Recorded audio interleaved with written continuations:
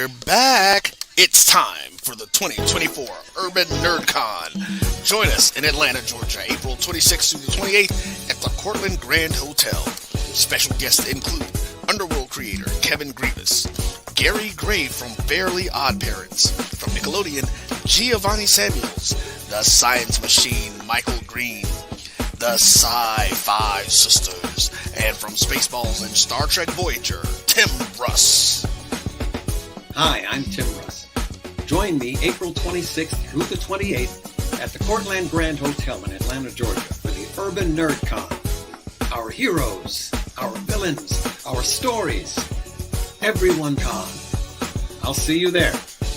Live long and prosper.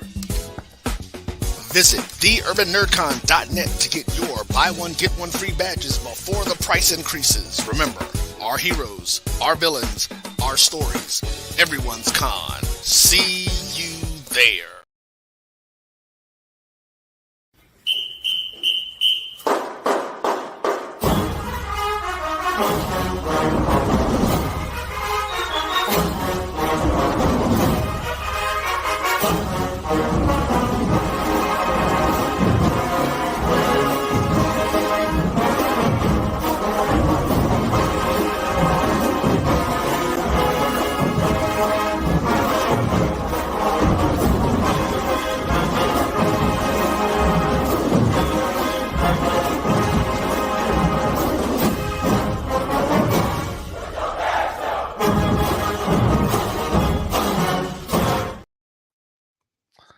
Oh boy. Welcome to the O&G StrikeZone. It's Brian Fulford joined by a dirty bird named Kelvin Rozier. Bastard.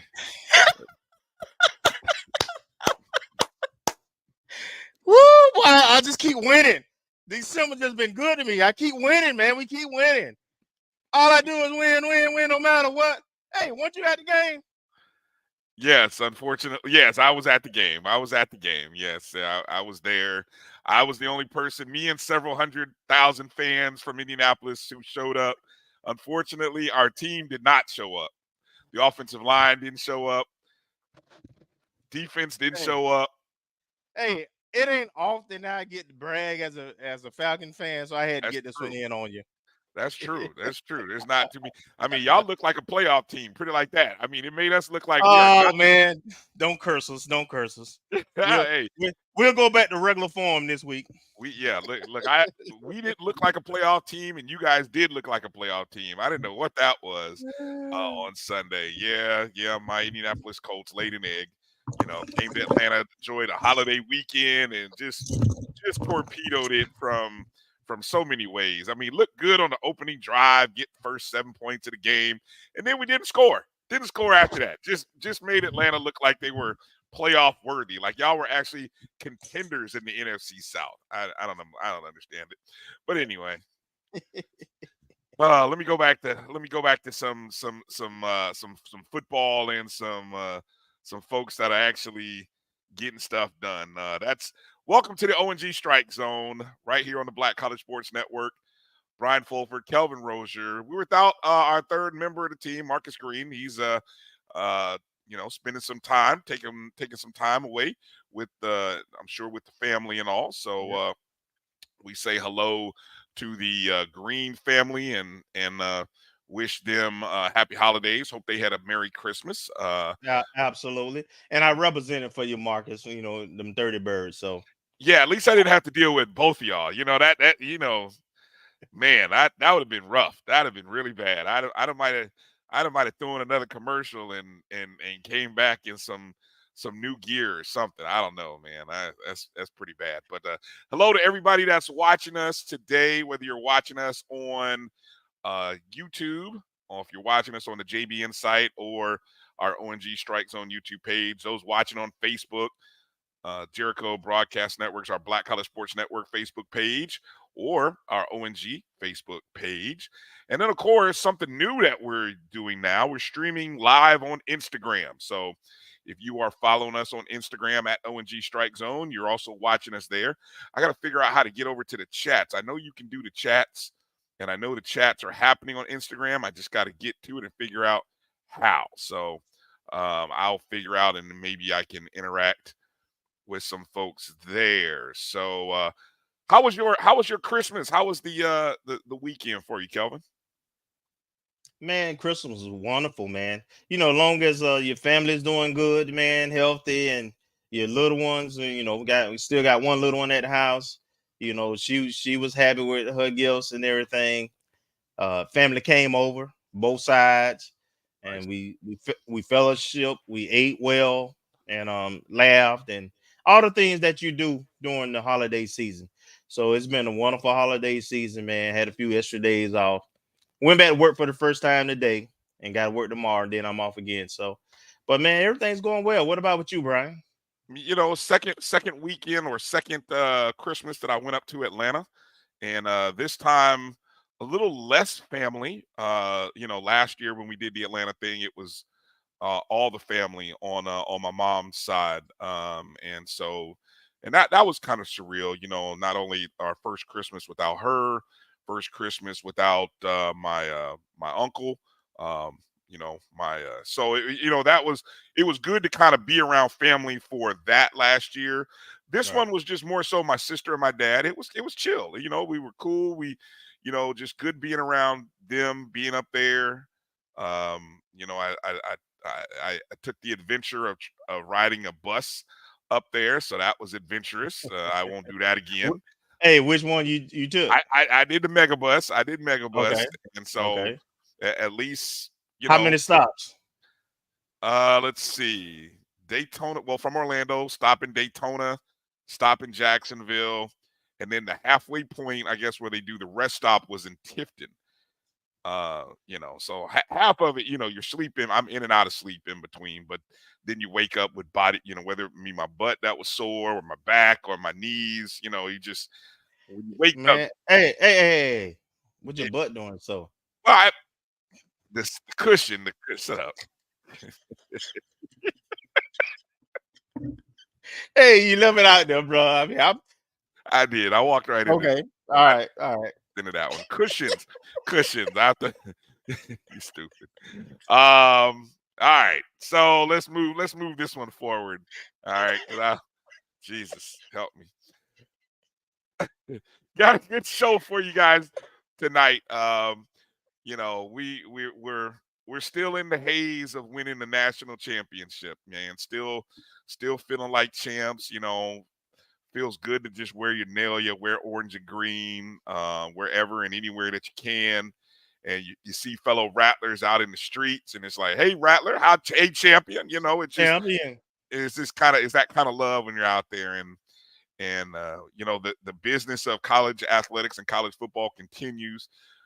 Very busy and active day for our football program, as we really, you don't get a lot of time to sort of sit and just enjoy what was done, and it's like we start moving forward in a like I said, last week was National Signing Day.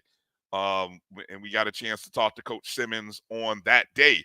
And so you start to see the recruits, and you start to see where FAMU's future, what it might start to look like, and you start to get excited, and you really are like, Yeah. yeah, I mean, man, this thing is real. I mean, we really are a well running machine right now, and We're a program. we're a And to program. that point, Yep. and to that point, real quick, I think we're kind of pushing the rest of the conference with us. So, the way we recruit, the way we building our teams, forcing everybody else to step up too.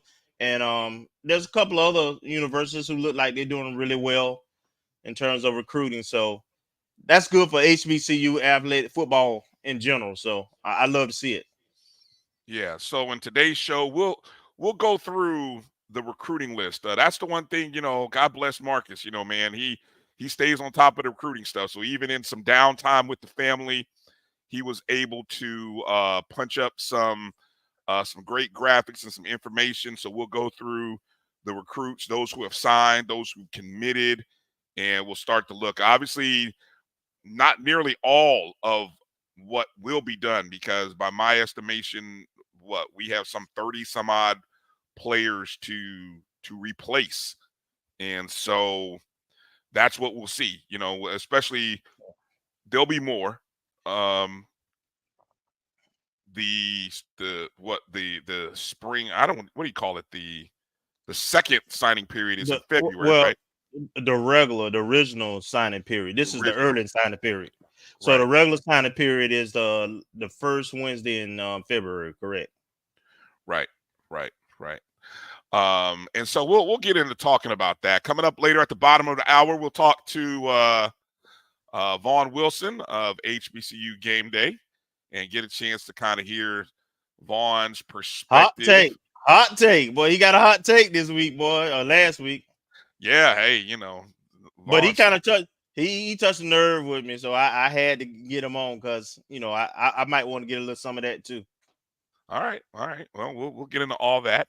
And I believe we got some superlatives this is the last show of 2023, man. And what a year it has been for us. There definitely have been some lows, some sad moments, some frustrating moments, and then plenty of joyous moments to think back on in 2023. And so we'll reflect on all of it. I tweeted out there earlier some of the superlatives. You came up with a great list of stuff. Really had me kind of scratching my head on some of these and really trying to. Some of them gonna be tough. Yeah. So hopefully you guys, if you follow us on X, aka Twitter, go ahead and check the tweet out that I sent. The tweet that actually talks about the show going. What time the show. If you check the additional tweet, you'll see some of the superlatives, some of which are, best FAMU moments, worst FAMU moments, HBCU team of the year, HBCU band of the year, HBCU coach of the year, player of the year. How about HBCU of the year? Top HBCU moments of the year, and HBCU media / podcaster of the year. That's an interesting one. Very. Yeah, I guess we can't vote for ourselves, but I'd love to hear from you guys. Look, we love that you love watching our show, but if you choose to input some other folks in there, hey, it's all good. It's all good. It's all good. It's all good. It's room at the table for everybody. There's room at the table for everybody. Yes, indeed. That's one of the things I used to always preach, man. There's enough on this plate for everybody, and there's still more. I mean, we haven't even scratched half of what's out there and what's available. So I think that's a great thing. So let's go through a roll call real quick, as we always like to go to you, our listeners, our viewers, those of you who have jumped in and taken the time out to watch the show. Let me see how this is going to work with the banner that I have up. I may have to switch banners up here. So I'm going to go to the first in. Jimmy Matt, first one to come in. In my McFadden and Whitehead voices, ain't no stopping us now. We're on the move. Yes, indeed. Well said, Jimmy Matt. Well said. Good to have you in there. Appreciate you coming in. Melissa Wilson. Happy holidays, the high. Happy holidays, Melissa Wilson jumping in. Good to see you. Bull jumping in. Good to see you, brother. Bull and family. Bull and family. Shut down. Bull control the TV right about now. Exactly. Everybody stay away from the TV right now. Tamara T, evening champ. And yes, happy Kwanzaa to you. Happy Kwanzaa. Happy Kwanzaa, Rattlers. Yes, indeed. Day 2, I believe, of Kwanzaa happening today. I'm gonna test you here. If you know what is day 2 of Kwanzaa, do you recall? Man, don't make me lie, man. I don't know. Unity, purpose. I go down the list and I get it. Oh my God. Yeah. Okay. Day 2 of Kwanzaa. Look, I put that out there, and I'm sitting here searching, trying to figure it out myself. I'm so horrible. Mary 305, good to see you. Happy holidays. What's up, Mary? Happy Merry holidays. Christmas to you. Hope you and yours had a good one. Chuck Hunt checking in from Monroe, Louisiana. Chuck, hope Hello, everybody's Chuck. doing well in Louisiana. Good to see you in the house. Kimberly Evans, hello. Hey there. What's up, Kim? Thanks for checking in. Good to have you. Let's see. Who else do I see in here? Meredith, happy holidays. Merry Christmas. Happy Happy New Year, holidays, to you, Meredith. Yes, indeed.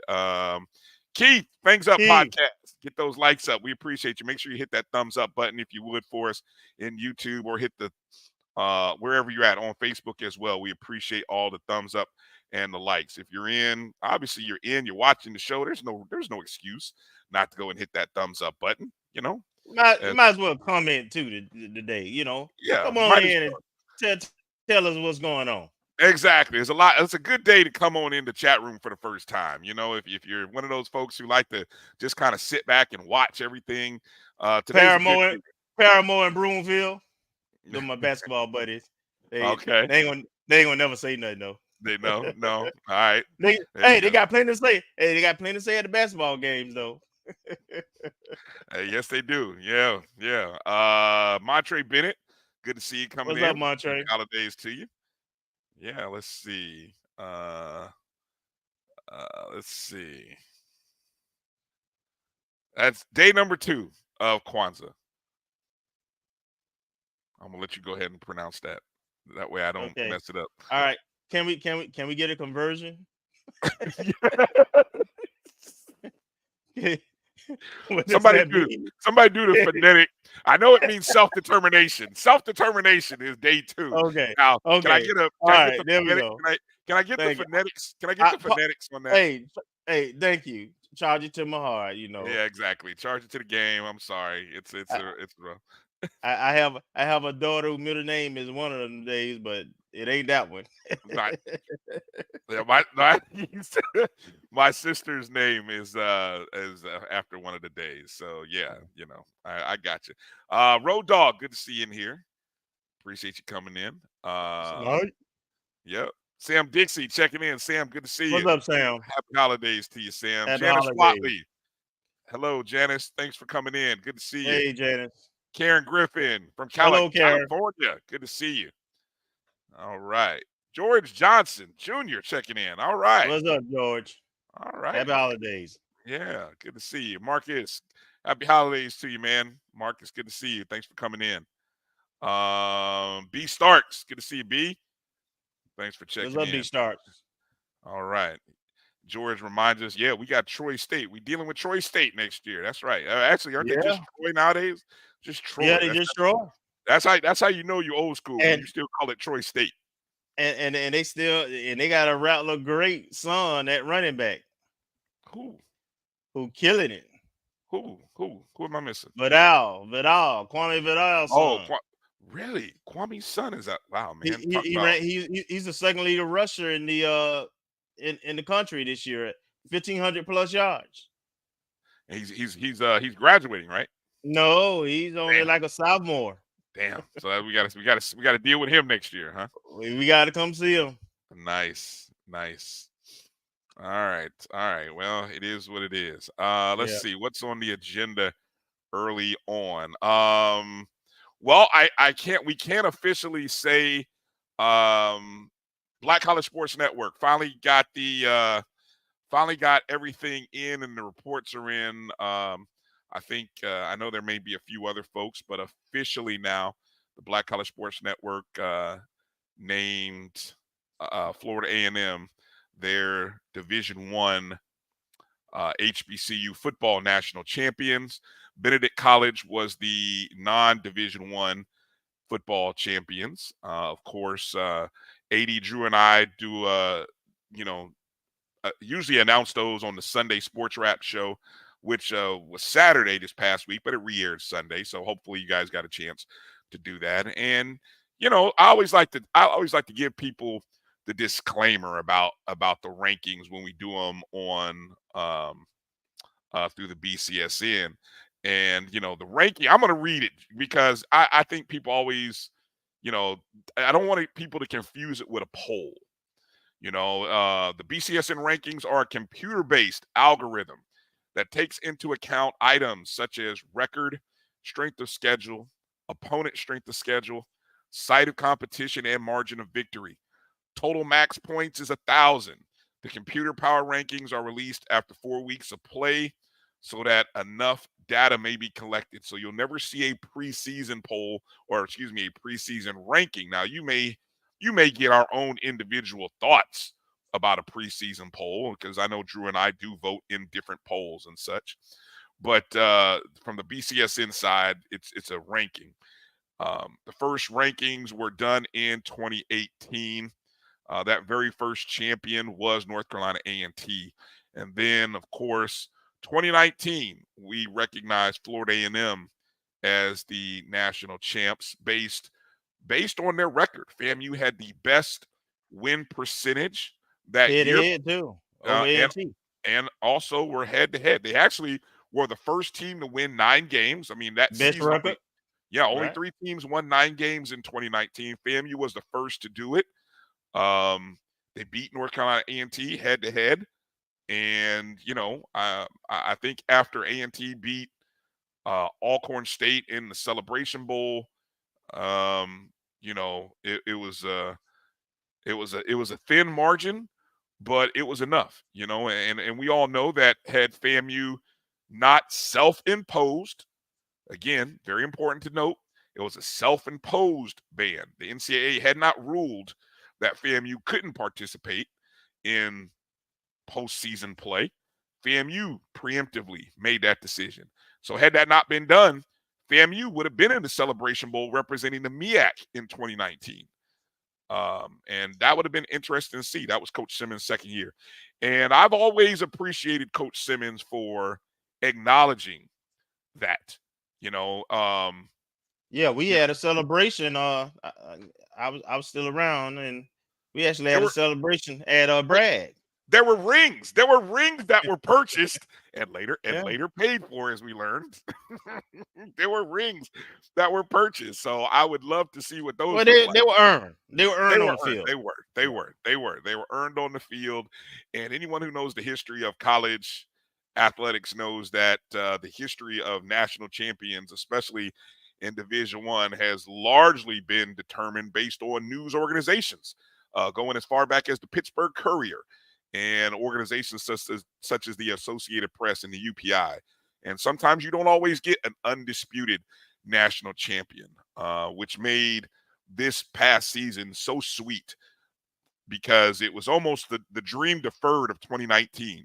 You didn't get a chance to play in the Celebration Bowl, but this year you did, and the Rattlers and Coach Simmons took full advantage of it. And won. And so this year they were undisputed national champs. It wasn't the only year that the BCSN that we had, a team that we claimed or that won the national championship. Matter of fact, Jackson State won in 2021. That was the year South Carolina State beat them. South Carolina State was a 7-5 team, and Jackson State, I think, was 12-1 or 11-2, something to that effect that season. Yeah, they did lose a 10-7 game to like Louisiana State or something like Louisiana Monroe or something like that. Yeah. So I mean, other than that, and so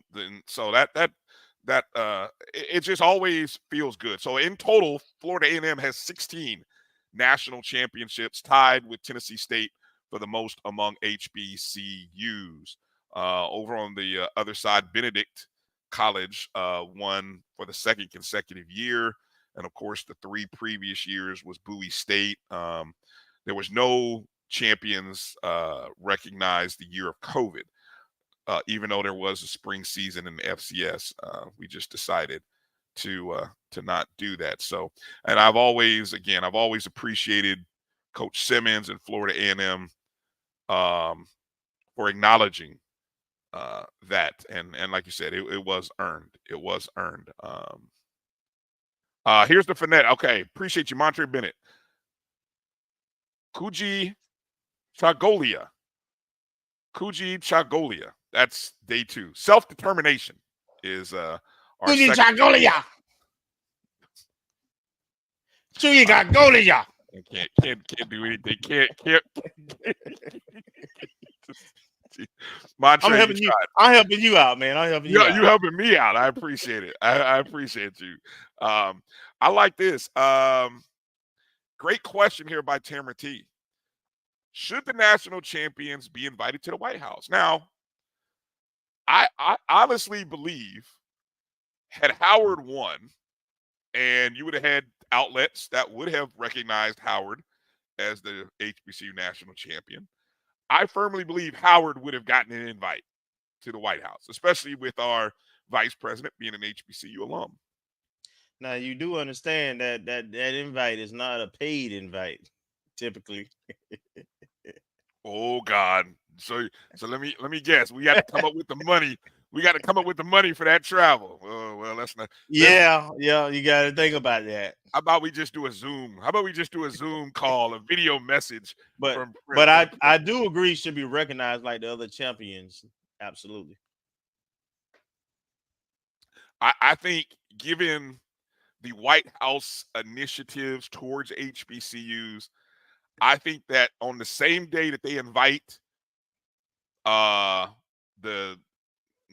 whomever it is that comes out of the Final Four, which I personally won't be surprised if it's Alabama, but whoever that is, along with, look, let's keep it real, whoever comes out of the FCS, maybe even the HBCU, hell, I think they just make a whole day. Just invite all the champions in college football. Everybody's schedule ain't going to typically be the same though. So that's why each team picks their, what date they're available and coordinates with the liaison at the White House typically. So you're asking for a lot now, Tamara. You're asking for a lot. Tamara said, go ahead and just send Air Force One down to Tallahassee. Look. I love the thinking. Yeah, I ain't mad at you. I ain't mad at you. No, I ain't mad at all. So yeah, that's and I think in terms of being declared national champions, I've seen Box to Row, who always has a national championship, Dr. Cavill's inside the HBCU Sports Lab, Stan Beck at NCAA.com. So it is pretty much an undisputed title, and just congratulations again to Coach Simmons and the entire staff. Hey, didn't that person who I won't say name, who typically have shade, didn't she even have us number one at the end? You're saying you're asking if the ranking by her was for us. I mean, she might have.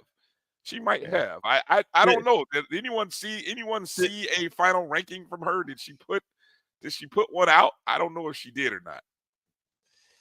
Yeah, typically, I don't pay attention, but I don't either. Since we were saying unanimous, I just throw it all out there. Well, that would seal it. Now, if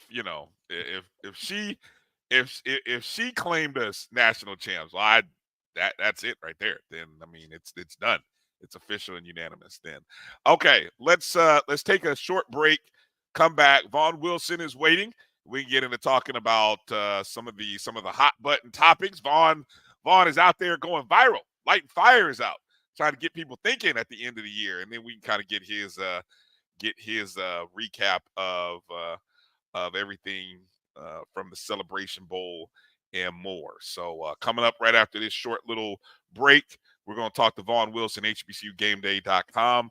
You're watching the O&G Strike Zone right here on the Black College Sports Network. We'll be back in just a couple of minutes. Hang tight.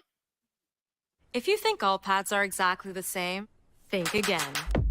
This is Always Ultra Thins reinvented with the Always Triple Protection System. This pad wicks gushes 90% faster, absorbs even more so you can feel dry, and locks odors in. Rethink your pad for up to 100% leak-free and odor-free comfort with the totally reinvented Always Ultra Thins. This is always like never before. The Cuvée Group is a Florida-based marketing and training consulting firm. We help businesses communicate to their target audience and engage them in conversation. We also help to expand their audiences, which will ultimately result in growth for those organizations. In addition to being a certified constant contact specialist, my colleagues and I are also certified in John Maxwell Leadership Principles. We use these proven principles to conduct workshops, training, and private coaching sessions for individuals and companies looking to take things to the next level. Contact us to schedule a free consultation. Issues today, don't delay, call Cuvée. As technology continues to bring changes to the world of education, it's time we also reimagine teacher professional development. Gone are the days of one-size-fits-all learning that can only be accessed at a specific time and place. The Stride PD Center is an on-demand library of mobile-friendly courses that allow educators to learn anytime and anywhere. Our dynamic courses provide bite-sized learning and help educators advance their knowledge while also gaining professional development hours. The best professional development plans are those that include a level of flexibility and choice for educators. Whether you're a teacher, school, or district, visit us today to take charge of your learning.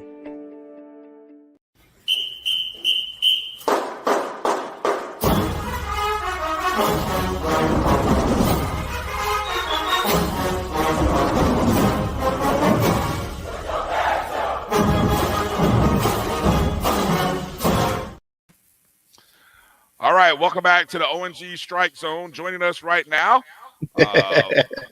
Vaughn Wilson. Vaughn, he's got a belt over his shoulder. Yes, sir. Bring out the belt. Bring out the belt. Vaughn, how you doing tonight? I'm doing fantastic, man. Always a pleasure to be on with you guys. As y'all know, you see me in the comments. I follow you, watch you, really support you, and just want to say that you do an awesome job. And when you, I mean, think about it. If you've asked me to be on, I'll make myself available. Yes, you do, and we thank you for that. We don't take that for granted. Exactly. How were your holidays and the Christmas, Vaughn? I spent the holidays in Miami. So if you know anything about Miami, the food is, I told my wife, all we did was eat. Jamaican food, Cuban food. Wow. Auntie food.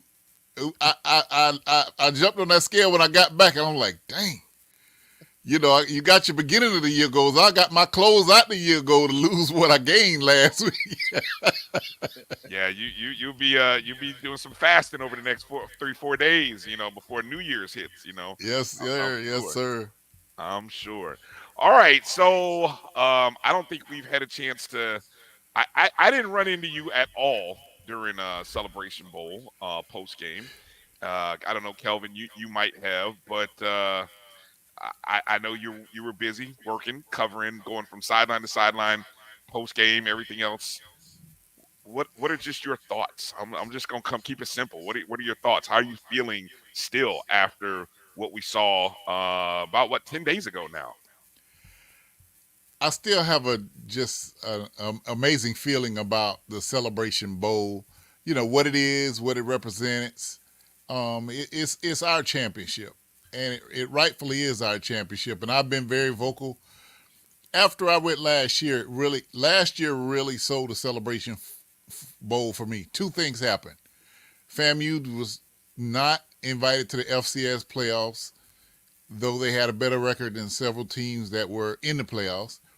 And then we had an absolutely awesome game, an overtime game last year that had all of the elements of great football.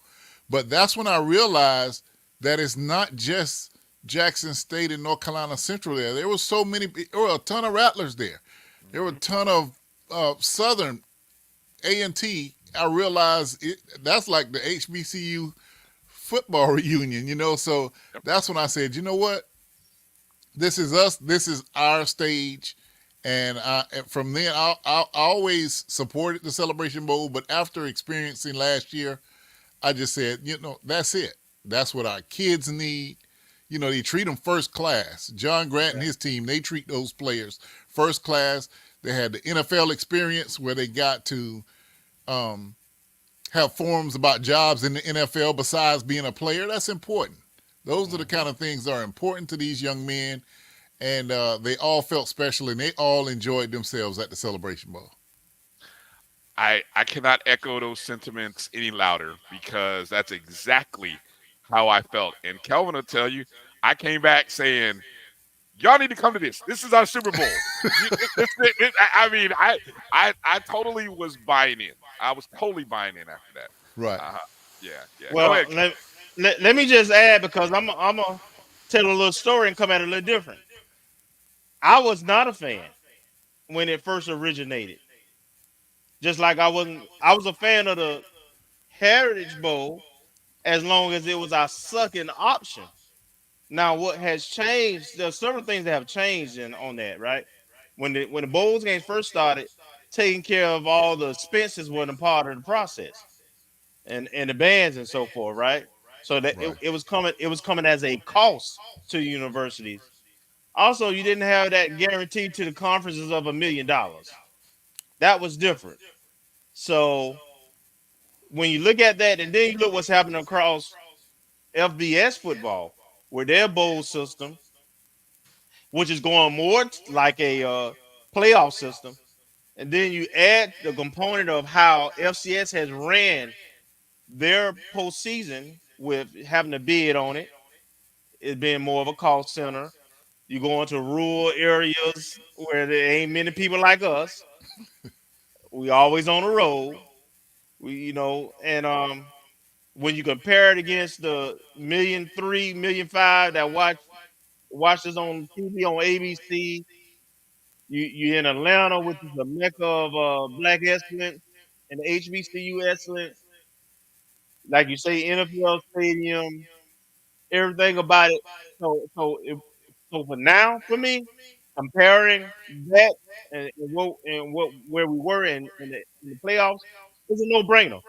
As a matter of fact, I go as far as to say the FCS better look at what we doing and try to emulate what the hell we doing, and and find a way to try to include what we doing and what they doing, so they can get some people to watch what the hell they doing. Because ain't nobody watching that right now. Nobody. No, nobody watching, Kelvin. You're exactly right, man. It's just like I said, outside of the game, it just felt like we should be there. And I encourage people from every school show up. I saw so many HBCU paraphernalia. That's another thing I liked about it. Everybody rep their school there. That was just special. It's just special. Yeah.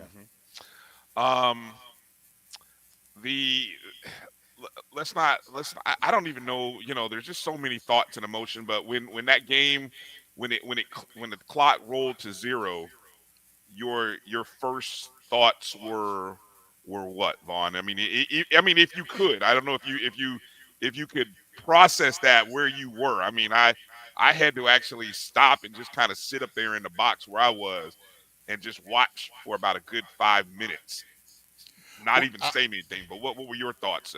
my first thoughts were, wow, Willie Simmons and the staff taught these boys to stand up to the challenge every day. It's kind of tough to get a team to always be ready for the challenge when you're coming in favorites. You feel you're more talented. That's tough. When people talk about games that they didn't look good, that's tough. For probably 15 weeks was the season this year or more. You talk about 18 to 23-year-old young men, you're going to keep their attention and get them to stay focused and do their job every time. That's a task. And to me, that was the answer. Wow. They finished the task. They didn't have that big failure. Because I was very vocal in that if FAMU didn't win the Celebration Bowl after all they'd done, after all they've been through, after all the university administration, the alumni through the Alumni Association, the Boosters 220 Club, everybody had poured pretty much everything they could pour into them, everything that they had asked for. And it was the time for the return on investment. And it was great beating Bethune-Cookman. It was great beating Prairie View, hosting them in the SWAC championship. But that would have been a very sour taste if they had not completed the job. And when you talk about a 2-week layoff on an extra game on the year, you have no idea how difficult it is for the coaches to keep those guys focused. But I don't think it was as hard as we thought. Those guys, they weren't joking around out there in warm-up at all. There was no joking. It was not a lot of dancing. They were focused on winning that game.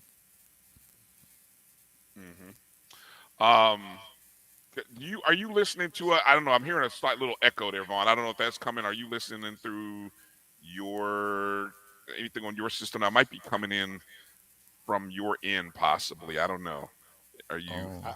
I'm only hearing it when you talk, though. Well, through your I just hear. I hear it from you too. What do you mean? I mean, the only person I don't hear it is when Vaughn talks. That's why I was wondering if maybe Vaughn. I'm blaming it on the coach. All right. Well, anyway, I saw that at the beginning, and I'm not gonna get involved in that at all. I appreciate it. I've had to deal with enough. Okay, so yeah, we'll figure. I can't go into figuring out where that echo is coming from right now, folks. So you'll be okay. You will figure it out. Kelvin, go ahead. I know. So what? I'm gonna throw it to you, Kelvin, because I know Vaughn's viral comments kind of got you riled up. So what? Yeah. Vaughn. Hey, Vaughn touched the spot. We've been in meetings before, and we've probably had share of this conversation.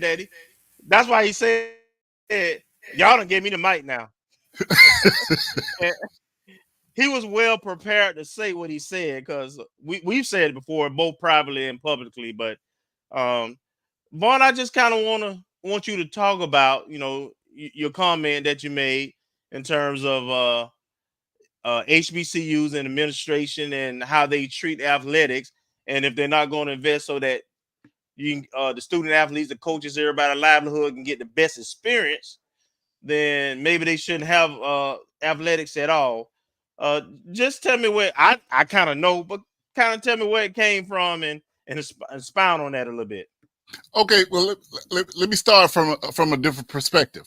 Right now, there is some conversation. What's the split on the Celebration Bowl amount? What's the split on the money? But guess what? Whatever the amount is, FAMU was on national television where they were saying that it was the #1 public HBCU.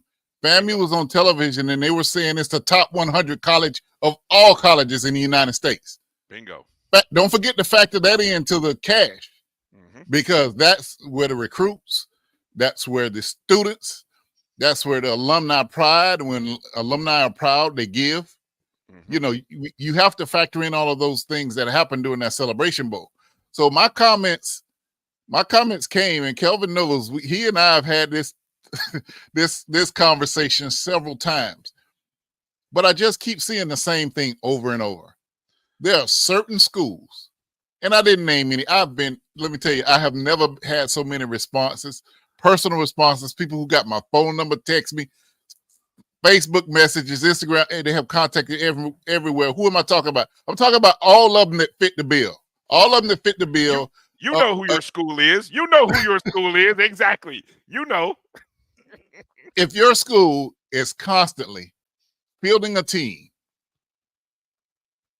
going out, embarrassing the brand, blame it on the coach, get a new coach in, that coach says, hey, I need this and that to be successful. Oh, you're becoming a problem. And then you get rid of the coach and blame him for the continuous losing. No, it's not the coach's fault. It's not the coach's fault. Coaches are not that great or that bad. Coaches win when there is a system put in place for them. And you cannot put athletics out on an island and just expect you're gonna go. You couldn't bring Nick Saban in some of those schools and win. Preach. Matter of fact, he'd do worse than probably the coaches there because he's not used to the HBCU way and all those other hoops that you have to jump through. You couldn't bring Nick Saban or Kirby Smart in there and win at some of these places. And so what I'm saying is those schools don't realize they're not just neglecting athletics. They're hurting their brand because they're seen as losers. When the football team and your athletic teams are constantly losing, your school is seen as a loser. I'm not talking about the sports fans. I'm talking about the regular students. You know, the University of Alabama is right now, they have their highest entrance GPA. They have the highest research funding for their teachers ever. And guess what else? Within the last couple of years, for the first time in the University of Alabama's history, there are more out-of-state students than in-state students in the University of Alabama. Wow. University of Alabama is not an Ivy League school, but guess what? Their profile has been raised by Nick Saban and the winning of that team so much that the regular students who are smart, they want to be a part of the fun. They want to have fun too. And they see Alabama on TV winning. They see Georgia on TV winning. They see FAMU on TV winning. Those things can elevate a program, but if you got a great academic institution and you put a failing football team out there every single year, some kids will never apply to your school because they see you as a sorry school. Yeah. And to that point, let me just say, I'm going to use my alma mater as a example of some of that. So between, let's say, 2012 and 2017, we decided to cut the budgets. We had coaches cutting their staff. We weren't fully funding scholarships in sports. And those were the weakest years in terms of athletic success, not just football, in all sports. Also, enrollment went down. Our facilities were not Division I caliber at all. And now you look at the last 6 years where we've made major investment in our facilities, athletic facilities specifically, but we also got a new inventory of dorms, new student service center, food courts. We got new student academic success center. We made all these investments in our campus infrastructure. We actually hired coaches and started to give them some of the things that they needed, starting first with funding the scholarships fully in all sports. And then all of a sudden, what happens? We start winning to the point we consistently started doing it over the year to this year, 2023. We're going to talk about superlatives. Well, we won 4 SWAC championships in this calendar year. Mm-hmm. Right. Cross country, football. Yeah, cross country, football, competed in volleyball in the fall, and then in the spring, we won tennis and baseball. So putting resources into athletics, first of all, gives those student athletes, and that's what Vaughn hit it right on the head. I don't really get into all the VIP stuff, when folks want to look big time and eat free and all that kind of stuff. I don't care so much about the VIP experience, but I do care about the student athletes experience. And so now you look at the caliber of recruits who decided to come to HBCUs. And I've heard several, and I know of several that said, had FAMU had what they had then, and I'm talking 6 years ago, what they got now, they would have came then. They would have considered then. But we're at a point now where we've done enough stuff to show that we're trying to be competitive and be champions at things, that we've got folks coming from Power 5 programs with much more resources. We've got kids that are committed that actually have NIL deals that they're leaving on the table. Right. We got That's kids right. we have kids that had options to stay where they were or go to another Power 5. And they're choosing to come here. That's what happens when administrations get out the way and let athletics do what they do, hire good people, and support those folks with the resources.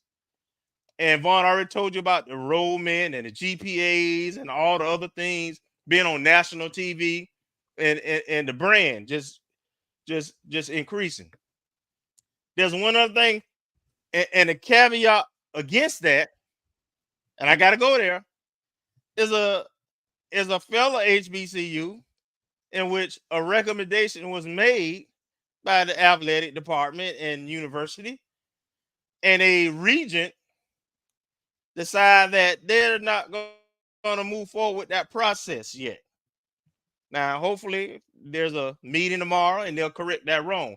But the damage and the image has already been done, and it's recruiting season, and a lot of other schools done jumped on and got ahead of them with that delay. So it's really important to understand for HBCU administrators the commitment it requires to be champions is not a free investment. It is not about what they want or what they like.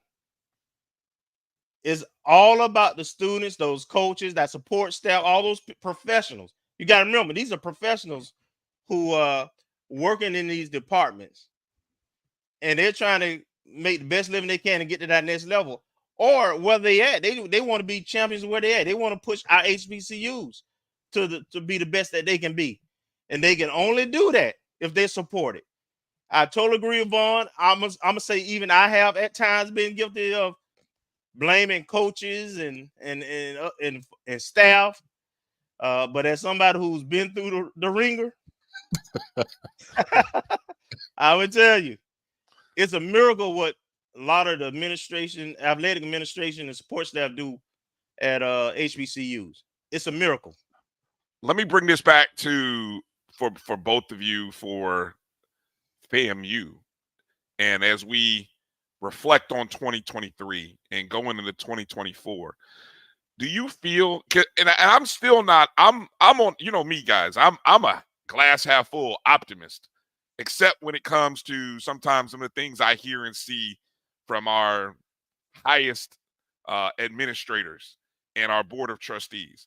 Do you feel that they understand and are committed to investing in athletics the way it should be done, or are we still waiting on things? Like, are we waiting on monies from outside, other people to help us?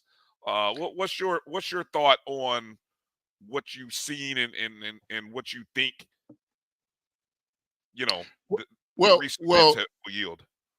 Well, I'm glad you said that, because let's just make sure we put this on the table, a misconception.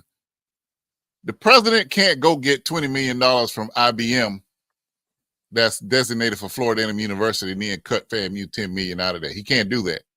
What's for athletics has to be for athletics. It can't funnel through.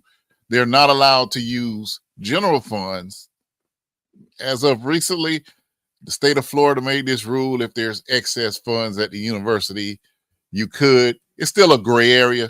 Not many people are falling for that one, because you don't want to be dragged across the board of governors saying what you're doing. But what I have seen at FAMU is a lot more cohesion. What in reference to what Kelvin was talking about, there are a lot of things that are working together now. The FAMU National Alumni Association, starting specifically with Greg Clark and continuing with Curtis Johnson, they are focused on athletics like they haven't before. They realize that they are needed in the race to raise funds. The Rattler Boosters and the 220 Quarterback Club have been filling the gap, in places where the university just does not have the ability, the university athletic department, just does not have the ability in a short time to turn around and be able to do some of the things that Eddie Jackson does by friend raising. Eddie Jackson can friend raise some money. This man raised $50,000 for women's sports in less than 8 weeks.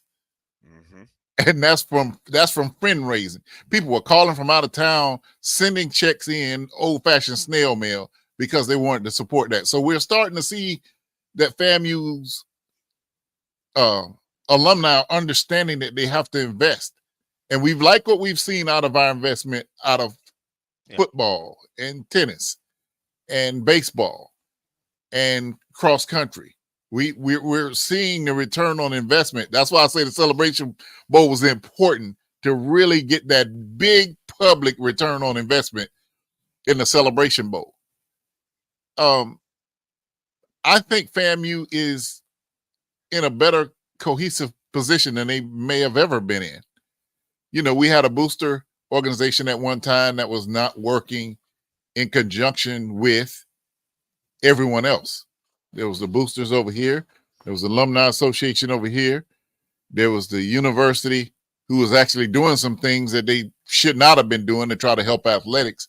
But I think all those things have been reeled in, and everything is aligned right now in a very good place for FAMU.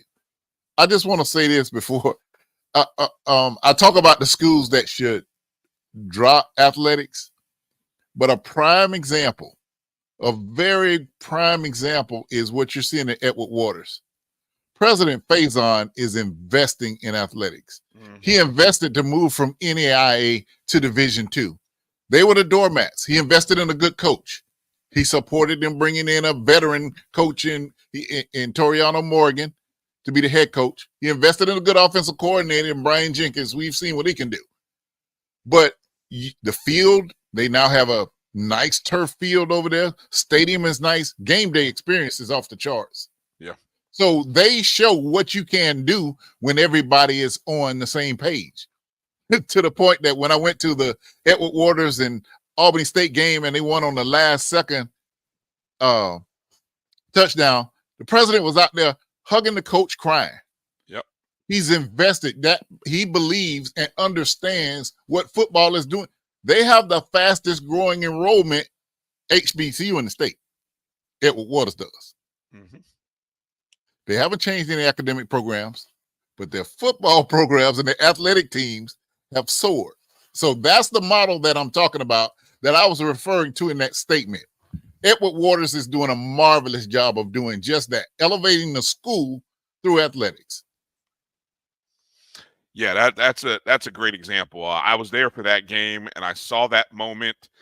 And now trust me, we love, and I say we, Black College Sports Network, we are forever indebted to Edward Waters, because they gave us our opportunity within the state, and really we've watched firsthand the growth going from NAIA to Division II, and everything that's been built. We've seen it, and been very thankful for being able to broadcast, whether it be football, basketball, whatever type of games. We've watched the growth, and that's the one thing that I've always said. And I feel like our president is starting to come along. I know there were challenges in other areas, and I feel like the growth is there. But I've always said Dr. Faison was the example. He's the example of what you want. Someone who's energetic and understands how athletics is that front porch to the rest of your university. And I guess the part that always has amazed me about FAMU, and Kelvin and Vaughn, you guys having worked in it and behind the scenes, and you know where the bodies are buried, and you unfortunately might have had to shovel dirt. I mean, I'm just saying, I've always been amazed at how the whole never understood FAMU's value. Like, we see FAMU's value. And sometimes I know when I get emotional and upset, and I sometimes think about how much more we could be doing, man, sometimes I have to just stop and look away and not get misty-eyed, because I'm like, how come no one else sees this? How come more people? I just don't know. It can't all be red tape. It can't be that much red tape that prevents FAMU from capitalizing on things like what we talk about, Kelvin, the P3.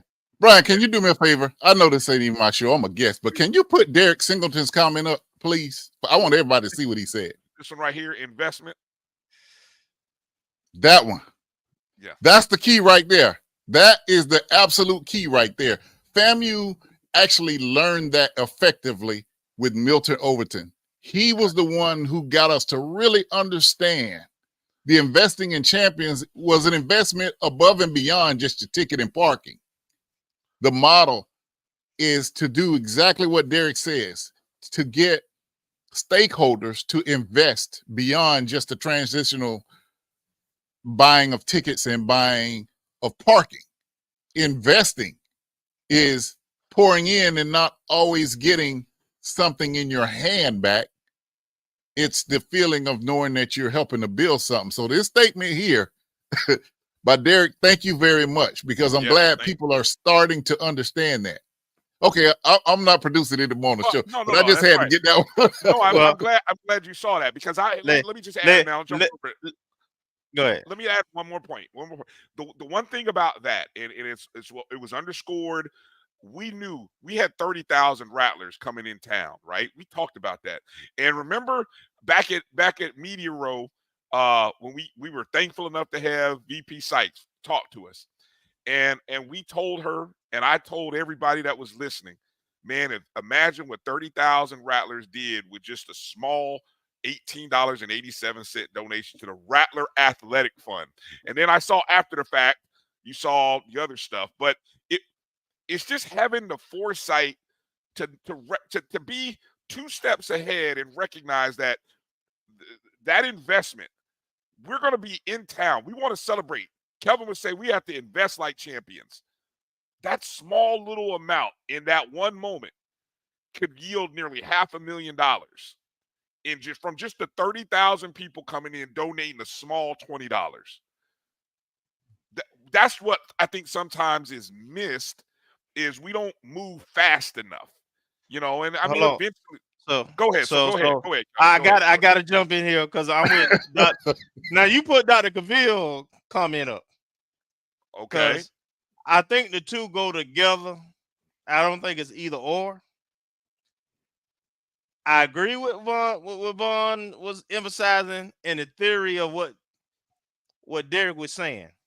But what you just said, and when I look at that, you gotta understand, I'm looking at it from a little different perspective than the outside.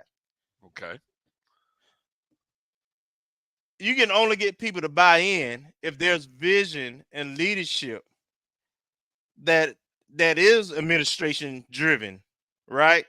If they're blocking your ability to do those things, or when you invest money, how many times did they tell us they were going to do something to that stadium?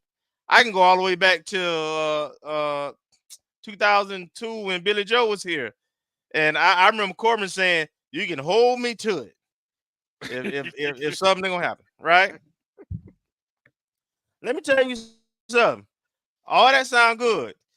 You tell me that we should sell out the stadium and we should have 10,000 season ticket holders, which, by the way, I think the highest we ever had somewhere close to 6,000, 5,900 maybe once.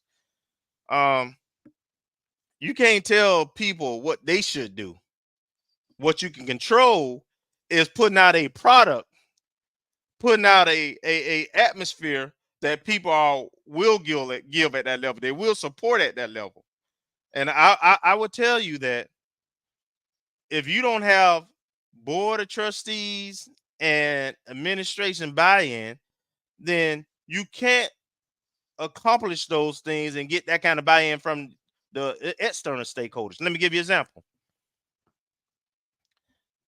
The pricing of packages, whether it be tickets, whether it be the affinity groups, investing champions, that's kind of set that is set by administration, not the athletic department typically either.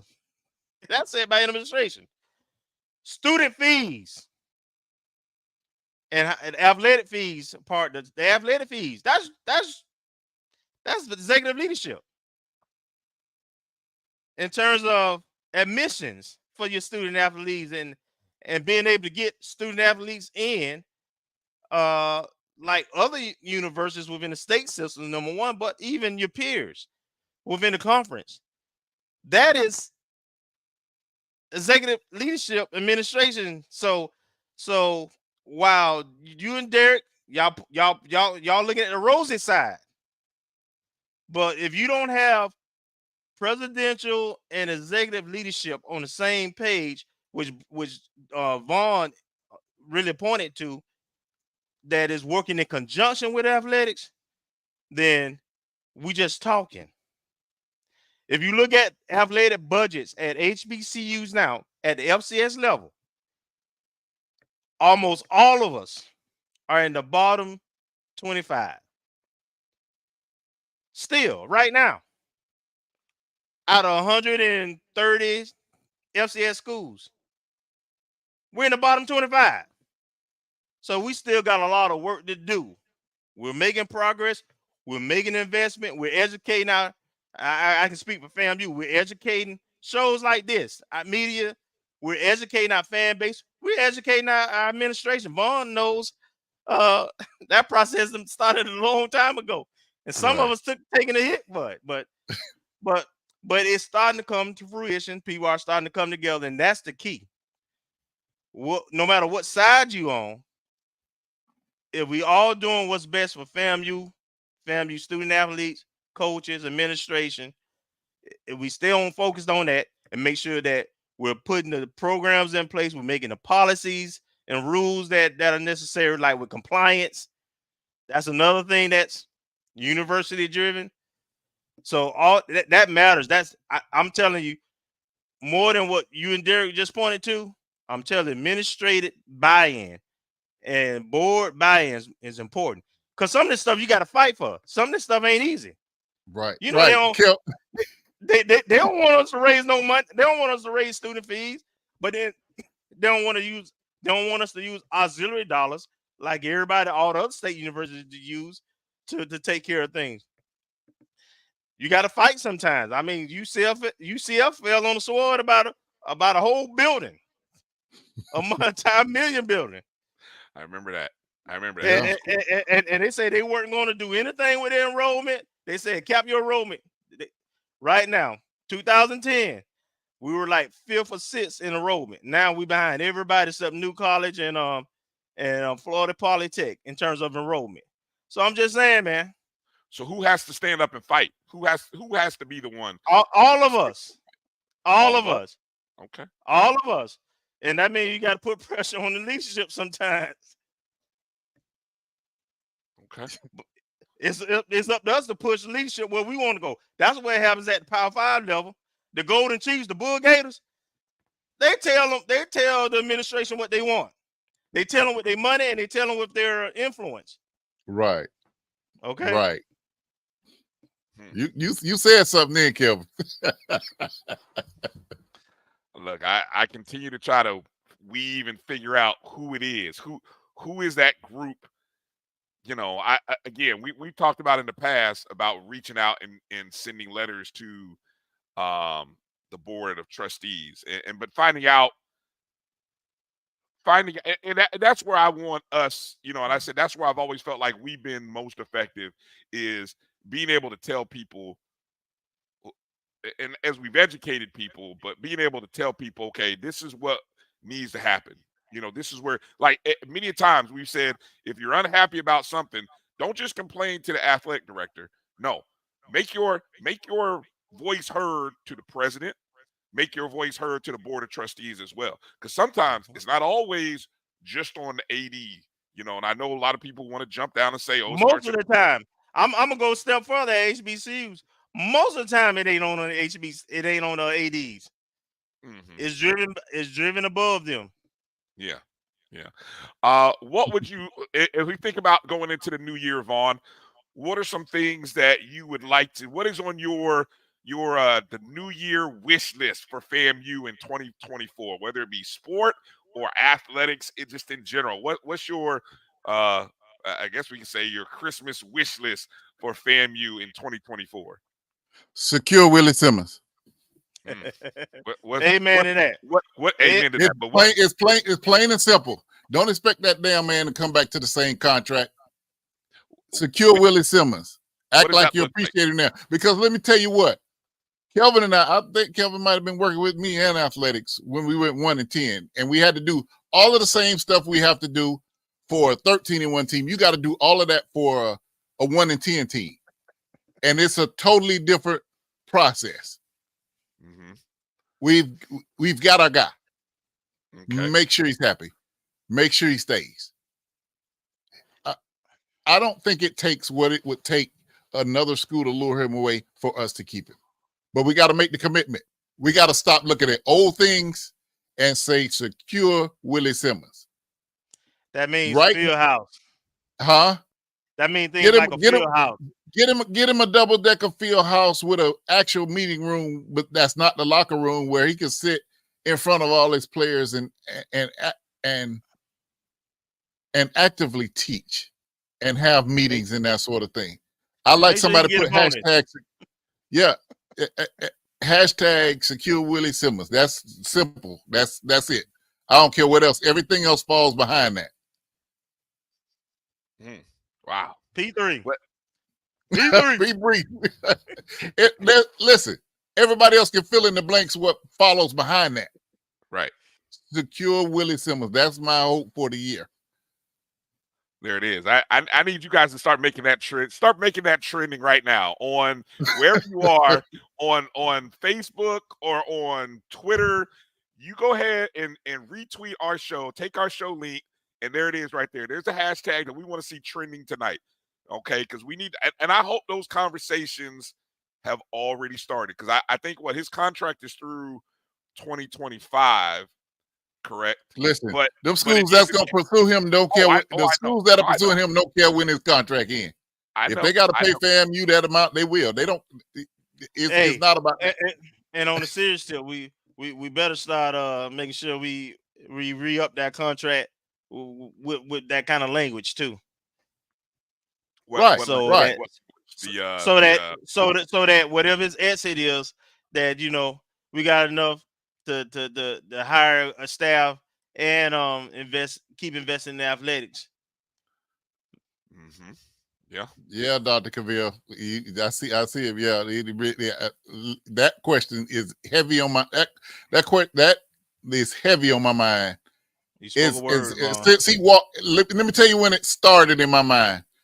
After the game, after they poured the Gatorade, and we were walking across the field, and I'm looking at this young guy that these kids absolutely love. Yeah. Along with being a winner, the kids love following him. He's a great leader of these young men and developing these young men. Listen, it wouldn't mean as much if he wasn't winning, but he is winning, and he's developing young men. I look at Bishop Bonnet. I saw him, and he is a construction project construction engineer. I know I screwed it up, Kevin, but Bishop Bonnet, who was running those balls, he's a project construction engineer now. Yeah. That's where you want your coach to develop men like that, because we all know it's only a hair of them are going pro. We only got a couple of Marquise Bells and Isaiah Lands and Xaviers. But the rest of the guys, as they say, I like that NCAA commercial, they're going pro in something else. And Willie emphasizes that to these young men. And like I said, I'm about to get emotional about how much you see the unity there between coach and players. Yeah. And I love it. I do too. Did you see, to that point, did you see Jordan Moore post? Oh, I saw that today. He talked about wanting to come back and coach at FAMU. Wow. He said, "Fam, you changed his life. He been at Power 5, 2 Power 5, JUCO, but he said, coming to FAMU, you changed his life, and so he want to come back and coach at FAMU at some point." Well, and if we go back to the season that they were on, what about us? Yeah. Why not And us? Why not us? why not us? I'm sorry, why not us?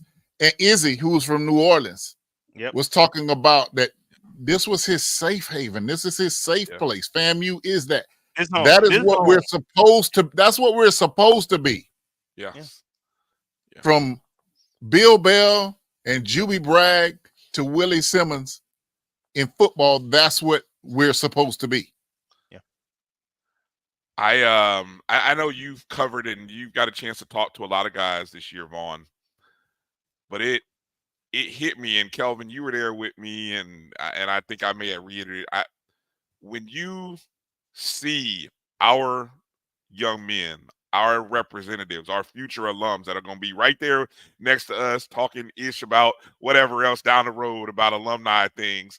But when you see the kind of character in the kids that not only Coach Simmons, but he brought in the right kind of coaches that can work with and then you get the right. So think about this. I think how hard this is. This is not easy.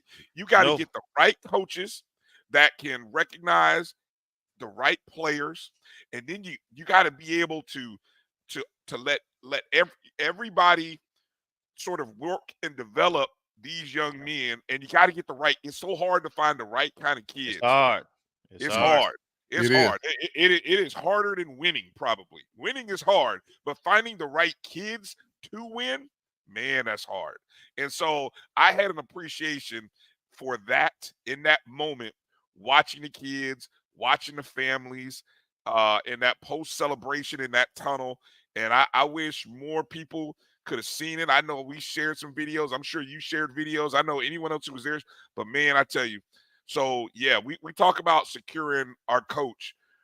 That conversation would have started for me after the SWAC championship game. It would have been. It might have started because there was a week. You know, you got a little bye week or whatever, a couple days. Nah, that conversation would have started then. But it's also a conversation to say, you know, if I'm gonna lose sleep, if I'm VP Sykes and I'm losing sleep every night, she's got to be trying to figure out where am I gonna get the money? How am I gonna generate the money to make that happen? Because, like you said, her success this year will be, you know, that's got it. I'm gonna say this, and I'm gonna say that. Damn basketball, and we understand we got half of it going right, and the other half we ain't gonna worry about right this moment. But I gotta find and gotta deal with where am I gonna find that? Where am I gonna find the money to keep that man and his staff and keep them rolling? And yeah, there's other stuff, and it's a complicated job. But if I'm losing sleep over one thing, I'm losing sleep every night trying to figure out where I'm gonna get the money to keep Coach Simmons. Brian. So I like to give solutions. I don't like to just throw it out there. So here's a couple of options I think we would be smart to do. That are very possible. Okay. Well, that's very good, Kevin, because we need some options right now. Yeah, somebody take notes. Somebody take notes. We know y'all listening. We know folks are listening, so y'all go ahead and take notes. So right now, we got guarantee games, right? Well, why not take some of that 700,000 on those guarantee games and make it part of a bonus structure for our football coaches, including our head coaches, to help supplement their staff? If we sign up for 700, we're gonna pay 250,000, 200,000, whatever it is for expenses. That leaves us about 500,000. Take 100,000 of that, man. Make sure we take care of our coaches. That's something we can do, but that's administrative. That's administrative driven. We do it for basketball now. Is in coach is in I know it's in both coaches' contract in terms of bringing in guaranteed dollars. So that's one way we can help supplement. We've been talking about a capital campaign for athletics a long time. That's senior executive leadership driven. We got to have a capital athletic campaign with endowed scholarships for both athletes as well as endowed scholarship for coaches and support staff. Stanford has that now, and that's why them going to the ACC ain't no big deal for them, because everything is endowed in their athletic department. And their athletic, if I'm not mistaken, their athletic endowment, just their athletic endowment, is over $500 million, I know. Mm-hmm. endowment. So any money they raise during the year, that's on top of that. But they athletic department, they sponsor the most sports in the NCAA. I think it's 39, if I'm not mistaken. Wow. We only sponsor 14. The minimum. So that athletic campaign is another option that we need to get moving with endowed scholarships. And I'll just start with those two for now. And also another important thing about campaigns of raising money. I go back to Eddie Jackson and the little 220 quarterback club, which started as a group of retirees just going to lunch at Old Times Cafe. But what happens is people know 100% of the time, if Eddie Jackson say he's raising money for something, that's where that money is going. There is a trust there. Mm-hmm. And we at the university have to get that trust back because we've been burned. This is us. We're in the FAMU group. We've been burned over the years. That it's starting to come back. Rattler Boosters, thank goodness, has aligned with the 220 quarterback club, and that is a great mutual relationship because the boosters have access to do things that the 220 quarterback club doesn't. So them working together has been a great asset to the additional investments into athletics. And so I think having that trust that what people send their money to, it's going to go toward that. And also we have got to smooth out when people put money into investing in champions, that there is no question when they start distributing what they're getting, when they're getting it, and that sort of thing. That will cause a rift, mistrust, and just general ill will toward the athletic department. You know, I don't think people care as much about the price increases than they do about getting what you told me I was going to get when I paid my money. Communication and execution. Communication and execution. Yep, very well said. And the reason I say that is because, you know, weekly I'm with the boosters in 220 quarterback club, and it was every week. I paid my money. Where's my parking? I paid my money. Where's my tickets? I paid my money. Where's this? Where's that? That's got to stop. Yes. It's got to be consistent, and it's got to be finite. Yes. and it needs to be a time schedule. You will get this. You will get this on this date. You will get this on this date, and this on this date. And people can't be weeks out from a classic where they're supposed to get tickets or whatever, or assume they're getting tickets. Don't even know. Like Kelvin said, that communication.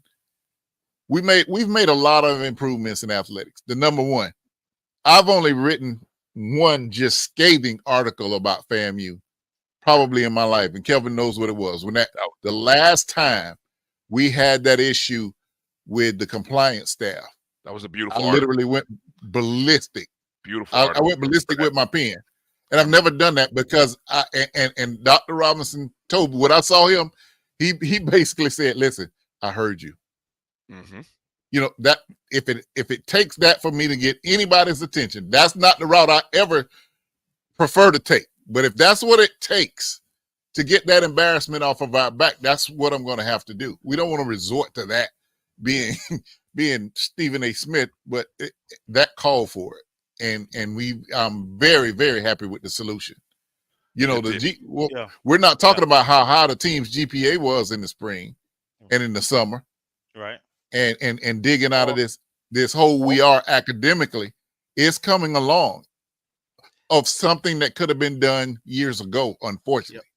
Yep. That could have been done years ago. When we're talking about what the administration could do, that was something that could have been done. Yeah. Well, Vaughn, you know, that was something that some of that cleanup was done. and you know, we beefed up the staff with people who were NCAA certified, but after all of us left, it went back to where it was, and we went where we didn't want to be. So Yeah. I got one more solution I think that's important, because we talk about the affinity groups, and we talking about, capital campaigns, and there's another dirty word that we struggle with at HBCUs, and that is getting major contributions, naming rights, major sponsors. So when millionaires come and they say they want to do something for athletics, say a Ted Turner, you know what? Don't counter them and try to steer them to what you want them to do. They billionaires. They told you what they wanted to do. If they want to build a baseball stadium, God damn it, build a baseball stadium. Take their money, right? Take their money and build them a stadium and be quiet. It ain't even your relationship. They didn't come to you. They don't even know you like that. But it was somebody that was close to them. And we're going to have this opportunity. Now, I'm saying this for a reason. Right. We're going to have this opportunity again, probably next year, where big money donors, somebody who can do things of significance, our administration and our board got to be in a position, in a place to listen and shut up and get in step. Sometimes they ain't got to call the shots. All they got to do is make sure it happens.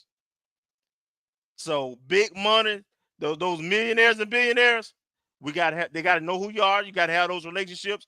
And when someone leverages that relationship and make that introduction, you got one time with them. You don't get a second chance. Yeah, I think that's always the hard part with schools that don't necessarily operate like businesses. When you have someone from the business world wanting to make things happen, and we've seen that we've seen what happens when you have somebody that's used to getting things when they want things done, and they're having to deal with the university that doesn't quite move at the same pace. Yeah, we've seen how that plays out over a couple seasons. We've seen where that can go. So hopefully, if nothing else, our university learned by watching how that happens, and maybe in those meetings where they're having cognac and cigars, maybe those back rooms they're saying, "Man, let's make sure that never happens to us." Because man, we can be on the outside. We can be in some trouble with some folks if that ever happens to us. So hopefully we've learned. Hopefully we've learned by watching other people go through troubles. But Rally Nation, we're gonna do more than hope. Let's push them a little bit. I agree. I agree. And that's something. Yeah, when we see stuff, we got to call stuff out, and we see people acting irresponsibly. You got to call them out, and you got to send emails. You can't be afraid. I used to think for a time we were afraid to call out the problem people in the problem areas. I think we're starting to move past that, and so. There's also an elephant in the room too, Brian. Yes, I'm sure. Another elephant. If one more rattler comes up to me, especially our seasoned rattlers, and asks me why can't I pick up the game on my local radio station? Man, look. Listen, let me tell you. Do we have time? Look. Yeah. Well, we got time today. We got time today, Vaughn. Look. Listen. The narrative that said company that has come in to produce all of that was that the Rattler Sports Network was not making money. That was the narrative. And I was actually in a meeting where one of those people told me that. And I said, you don't know what you're talking about. Exactly. I used to make the clock. I know how it works. Mm-hmm. The number one radio group in the Big Bend is Cumulus Radio. We were on the number one station on the number one group. Yep. Every football game. Yep. And we made as much money as we could sell on ads. Yep. We had an agreement where we sold as much as we could sell, and whatever was left, Cumulus would sell. We kept what we sold, they kept what they sold. Mm-hmm. And we used to package being on the number one radio station into the package for being in the game program, being on the Jumbotron, all of that was in a package. Did I say they were the number one radio group in the Big Bend since forever and the number one station in forever? And people like my dad used to get his radio ready for the season, and he couldn't wait to listen to the games. But some brilliant person decided that we didn't need to be on terrestrial radio. We're not that far along. FAMU has an elderly fan base that is very active. There are people in the stands that like to listen to the game when they're in the actual stadium. Yep. When it's on TV. And so that we don't hear an announcer say FAMU, we turn the TV on and listen on the radio. So us not being on terrestrial radio has driven me crazy for the last few years till I'm blue in the face. Hey, guess to the what? point where I have to do what I did about us fixing the academics and compliance. I have to use my pen to say how ridiculous it is. Yes. Because we're not only inconveniencing those rattlers that want to be able to turn, if they're running late to the game because they're at work, they can listen to the game on the way there and know what's going on before they get there. If they have to leave because they got to go pick up their kid, on the way home, they can listen. I'm cool with the app. Brian, let me tell you, Brian, Josh Padilla has done a great job with that media. I'm in media. I love everything Josh Padilla and his team have done. I say team because they roll deep. That's the only way they can capture all that they capture. Yep. I love it. It's perfect for me. Basketball games, I forget about. The app will alert me, say, hey, this game going on, this game about to come on. You can catch the live stats here. You can watch it here. You can listen here. I love that. Right. But the people like my parents, they want to hear it on the radio. Yep. And we had carte blanche. Yep. The number one radio group, number one radio station in the Big Bend, and we let it go on a lie that we weren't making money. Hey, there have been people selling that lie that radio is dead for about 20, 25 years now. Guess what's still around? Terrestrial radio. Terrestrial radio. It's not going anywhere. Exactly. Remember when satellite radio came out and they said, oh, terrestrial radio is going to die in 10 years. And Guess they're what? on 15 years later. They're on digital platforms and on online platforms anyway. Exactly. So, I mean, they the reach both worlds. They reach as far reaching more than the non-traditional. Yeah, that still burns me up. I love and I have a good relationship with Charles Edmond of Alcorn State. And I love the fact that he's one of the few in the SWAC that he has and the university and the athletic department embrace that he goes to games, home and away. The station there in Lorman covers. They cover. I mean, imagine again, even when you were part of the Rattler Sports Network, when I first came a part of athletics, Dexter Martin was running the Rattler Sports Network. And I know, I used to just be amazed at, wow, I used to be, Mr. Martin, we're in this many cities. We're in 13 cities across the whole state. I used to be like, wow, I could travel through the state in my car on a Saturday and probably pick up the FAMU game all over the state. Yep, at Sugar 900 when you're riding through Belglades. That's where look, we were everywhere. We were everywhere. And so you can't tell me that all of a sudden, just because we got a little bit of technology now, that, oh, you can go to your app. Man, they just going about the app. You can conquer. It's the same reason why we are on so many different platforms, right? We're on YouTube, we're on Facebook, we're on it, because you don't want to be in just one place. You want to be where you can get the most consumers reaching. So if there's a certain market that you want to have on the app and the web, great. There's a certain part that's going to want to do the YouTube stuff, and then there's a market. Guess what? They want terrestrial radio. They want to be able to listen to it, like you just said, everything you described, man. Goals, 2024 goals, hashtag goals. There you go. That's what we got to get to. But think about this, Brian. When we were growing up, Kelvin, if it was game day and the game was out of town and we didn't go to the game, but we were at the barbershop would have it playing in there, or whatever restaurant you went to. They can do it through the digital, but it's much more difficult than just turning on the radio and turning to 96.1 and hearing the game. Chico Renfro. Yes, sir. hear him right now. Keith Miles, I can hear him right now Sounds like on I'm the radio. excited. If it sounds like I'm excited, Rattler fans, that's because I am excited. Hey, and you know what's funny is I hear people clowning us talking about we old. Well, you know what? It's when you we grew up. Look, we talk about how do you get the younger generation engaged, and you turn them on to these, whatever you want to call them, these nostalgic ways of listening to a game, and you know what? They'll start to fall in love with it because it has a natural way of getting you fired up as you're hearing a radio play-by-play. There's nothing like a good radio play-by-play of a game, as that person is describing the scene, the action, unlike it visually puts you where their eyes are, which is on the field of action, and you end up growing to love as you learn more info. You know, sometimes I get into the fact that we don't know who our players are a lot of times. Like, you really have to dig deep through the media guide to figure out who they are, because unfortunately we don't get to hear about them. Television only allows you so much time.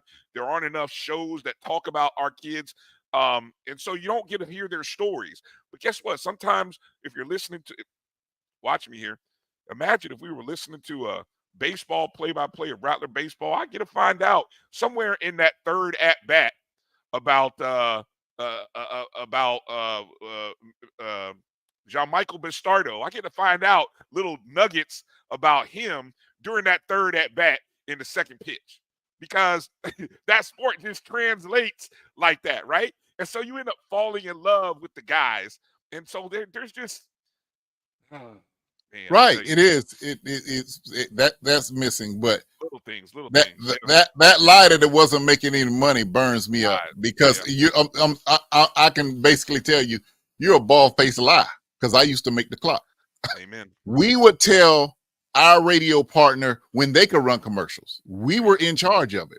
As much money as we could sell in ads, and there were times where there was only a few local spots that they were able to run because we were selling. I'm talking, and I'm not talking small places. I'm talking Tri-Eagle Distributors, Lottery, you name it. Yes. Florida Blue.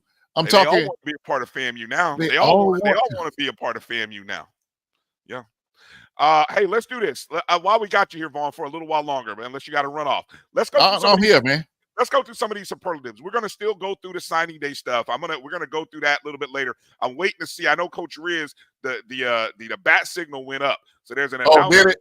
It did. So I'm just waiting. I'm refreshing my page. So I'm waiting to see what is. But let's go through some of these superlatives that we worked up. Kelvin put some of these things together. So while you're here, we can go through best FAMU moments, and you guys in the chat room join in as well. Best FAMU moments. Now, look, this could be, you could go 1, 2. I would say maybe go to like your best 1 or 2 moments of the year. Let's see what we got here. So I'll start with you, Vaughn, and then we'll go over to Kelvin, and I'll round it up. Best FAMU moments of the 2023 calendar year.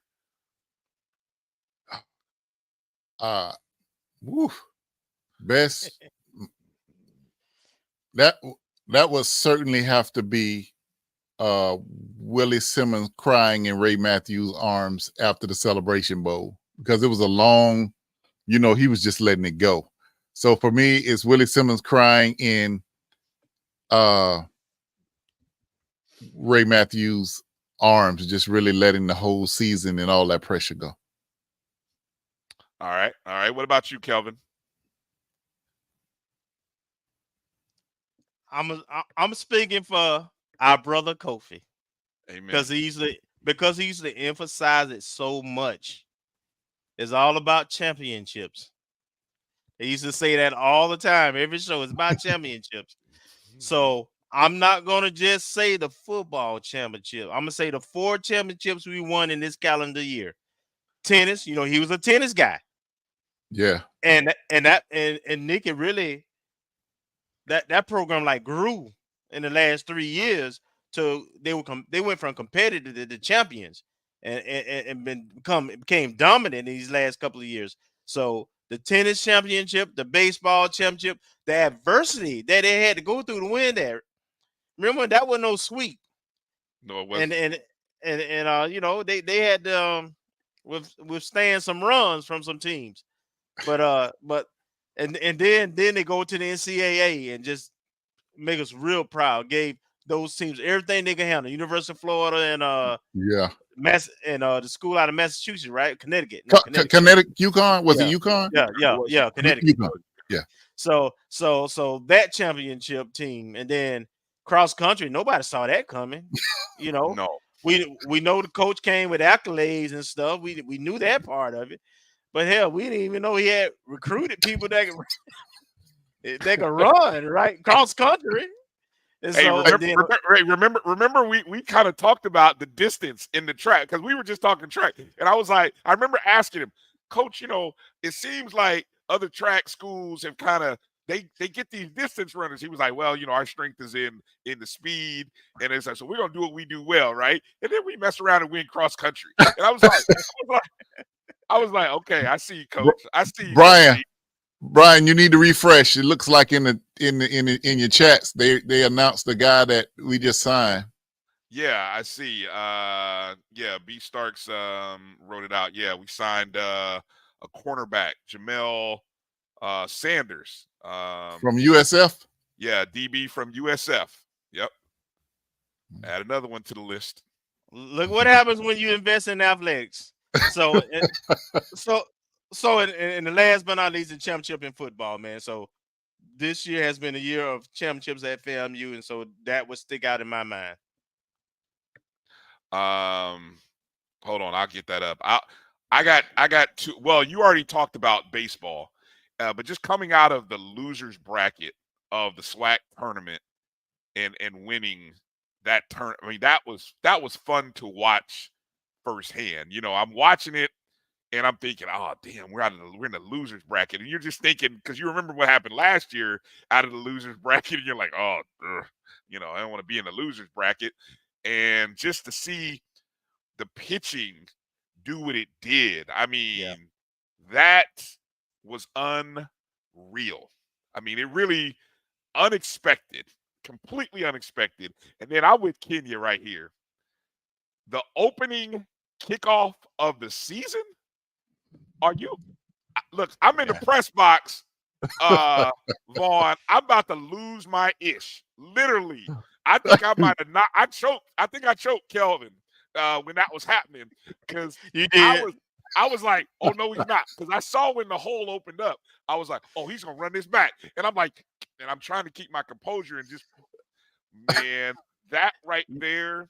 That was keeping your composure. That was keeping my composure in the press box. Yes, I got away with. But yes, that that was something. So yeah, that was. I think those are my top two, and then I think I also had a couple others, but I'm, you know, I'll keep it short to that too. Here, let me show the share screen with people because of code, just in case you didn't happen to catch the announcement. There he is right there, latest commit. Right there, Jamel Sanders, committed, defensive back out of South Florida. So there's the recent announcement, right there. Oh man, I tell you what, boy, coach is on it, boy. We own it, and so we had. I don't even know if I'll be fast enough to add that to our sheet, but yeah. Okay. Going over to the next superlative. Obviously, let me see. Did I see anybody else put anything else in the chats about best moment? Oh, Miss Garcia. Yeah, Joanne. Hey, check it in. Yep. The entire fourth quarter of the Celebration Bowl. Yeah. I know there was a lot of tears, a lot of cussing, a lot of heartaches. I think every emotion was experienced in that fourth quarter. But definitely that one, yeah. Hollow says coach is killing it. That's why we gotta secure Willie Simmons. Yes, indeed. Yep. Yep. Yeah. Yeah, Keith remembers. Yeah, I wish you would have had it because I know I tried to record. Hey Vaughn, I tried to record. I tried to record the kickoff, and somehow my camera was like this, and then it did like this. All you saw was like my feet in the floor. That's all you saw after that. So And I'm like this because he choking me, right? like I got Hey, I'm show on the Edwin field. more. I'm on the field, and Marcus is running right toward me, and seeing that hole. And once he got through there, my heart was. While you all are doing that, I got my camera, so I kind of trained myself on my emotions. But that doesn't keep the rest of my body from reacting. My heart was beating so fast. yeah. For some reason, I just felt like, I hope he doesn't trip, in the wide open or anything like that. But yeah. it was truly electric. Yeah. Hey Brian, show Edwin Moore's on right quick. Hold on. Where's Edwin? Where's Edwin at? Let me see if I can find it. Hold on. I just lost it. It was right after Kenya's. Oh, smack. Let me see. Edwin, right after Kenya. Where? The Marcus Riley one. Oh. Okay. The fourth quarter light show. I guess you would have had to been there to see that. You were there for that, Vaughn. You saw that, right? Listen, it was like the Crips and the Bloods were standing 50 feet away from each other at midfield. And I was wondering, how did this happen? The lights went off. I was like, that's weird. Did we have a power outage? And then they turned blue. And then they start playing some hip-hop track, and both teams just gravitated toward midfield. Coach Simmons says he knew it was nothing he could do because it was everybody, and it was everybody from Southern. And it was just, I've never had that much anxiety at a football game ever in my life. I was just like, what is going on here?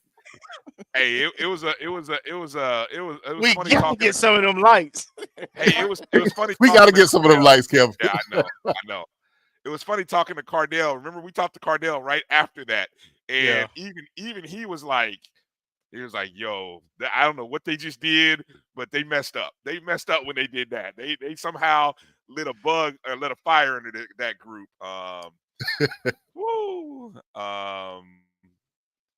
Yeah. Okay. So, all right, going from the best, we gotta do it. Worst FAMU moment of 2023. Worst. Wasn't a lot, but there was a few. As we think back on the past year, best and the worst of 2023. If it's on me. Yeah, it's on you. I'm sorry. Yeah. Go ahead. I would say the men's basketball season of 2023. Last year, with me being a big fan of Coach McCullum, that team just never, in this era of the transfer portal where you don't recruit a player and they stay together and have cohesion, now you have to put together a team every year. And that team last year, they never wanted to play with each other. And that's that they never had that cohesion. This year's team, I think, is doing better, but last year's basketball season. Yeah. I'm gonna say the women's basketball season. Funny you talk about the men. The women's. I beat you to it because I know that's where you're gonna go. I beat you to it, Kelvin, because you were taking too long. Yeah, that was bad. And y'all, man, I took such a beating because y'all know I was like a Shalom Pillow stand for some reason. I don't know. I don't know if it was. I don't know what it was, but I really wanted. I had a friend on the staff, and I really wanted to give everything the benefit of the doubt. But man, when we got to the end of the season, you saw that.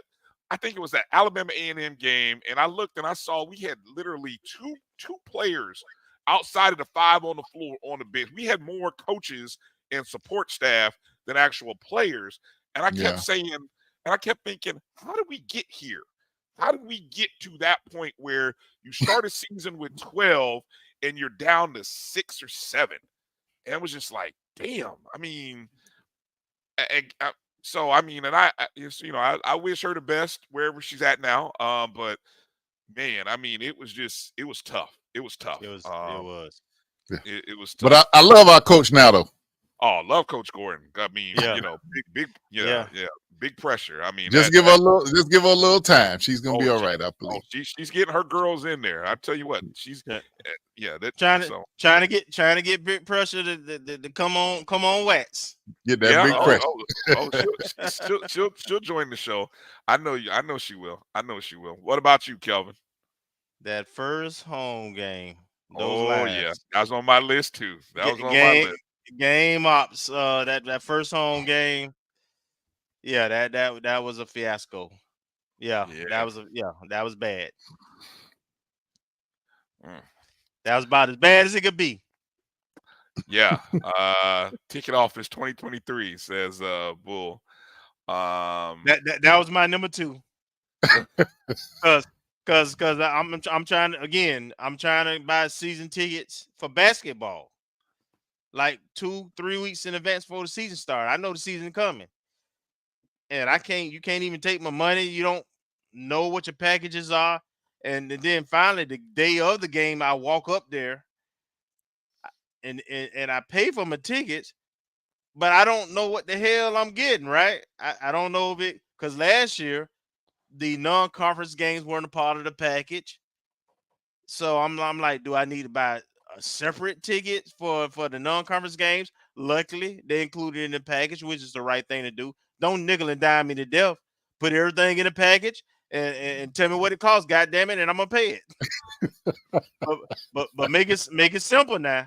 If you try to nickel and dime and think I'm gonna pay $20 for all these out of conference games, then pay another $150, $250 for the conference game, then I just won't make it to the out of conference games. I mean, that's just the way it is. Not that I got it, but just because I expect professionalism and I expect the same service I get when I went and buy my Atlanta Falcons tickets for their preseason game, or when I went to up to Alabama A&M, or in a game I traveled to and I paid for tickets. I expect the same kind of service, Texas Southern.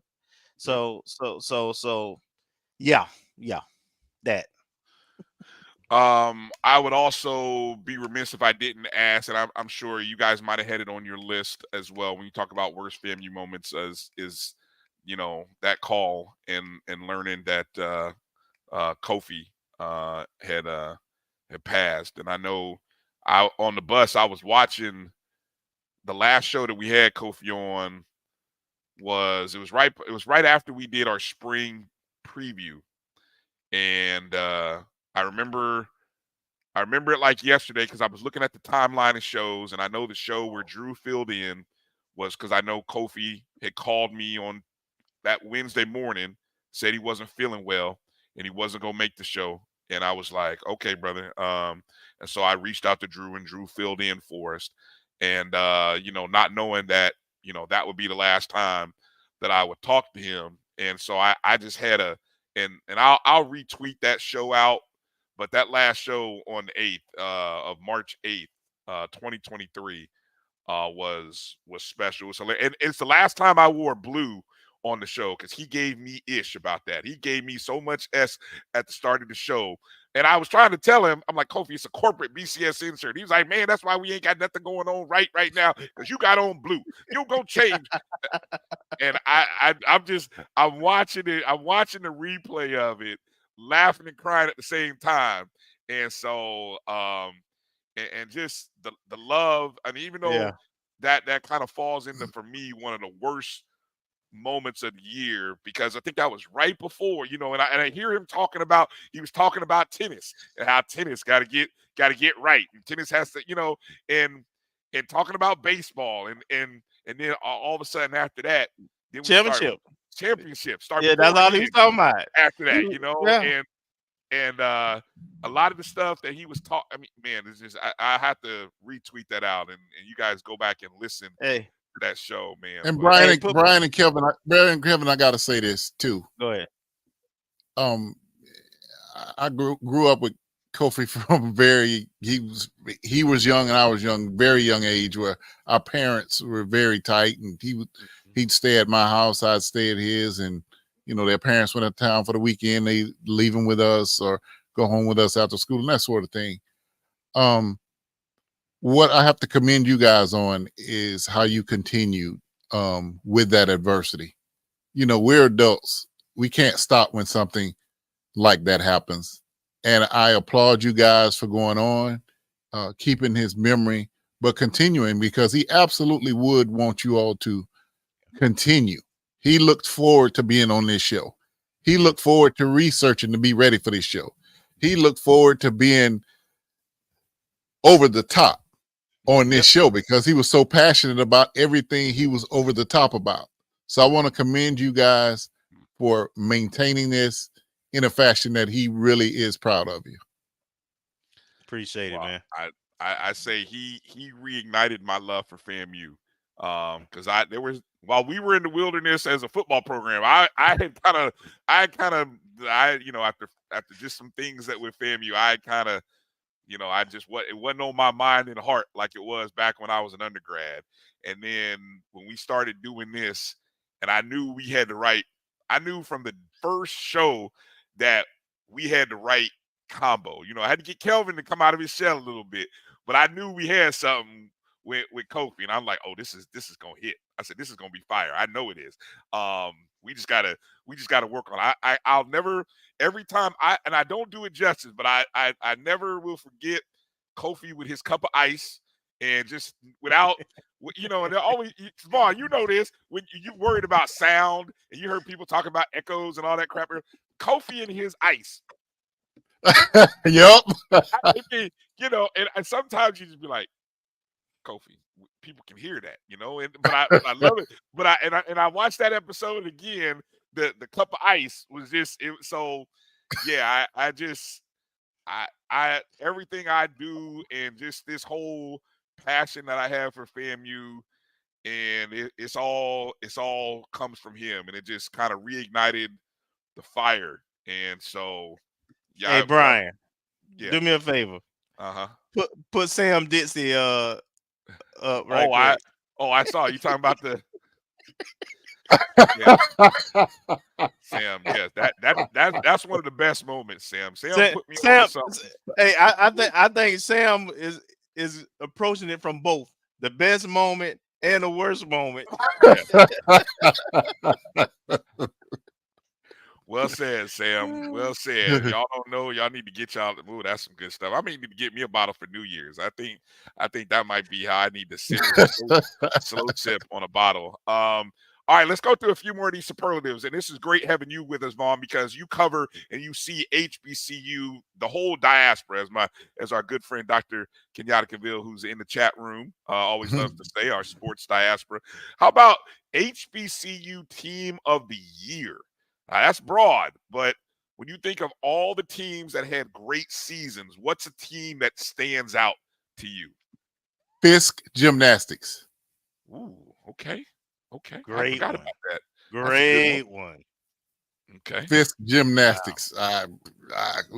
Nothing supersedes Fisk Gymnastics in my mind. They just became the darlings of the entire gymnastics world. To see those young ladies, it brings chills every time you even think about it. Everywhere they went, they were the rock stars. I'm talking about the SEC, Big 10, Big 12, wherever they went, and they were invited to meets all over. Yeah. So they were, to me, Fisk Gymnastics was the HBCU Team of the Year.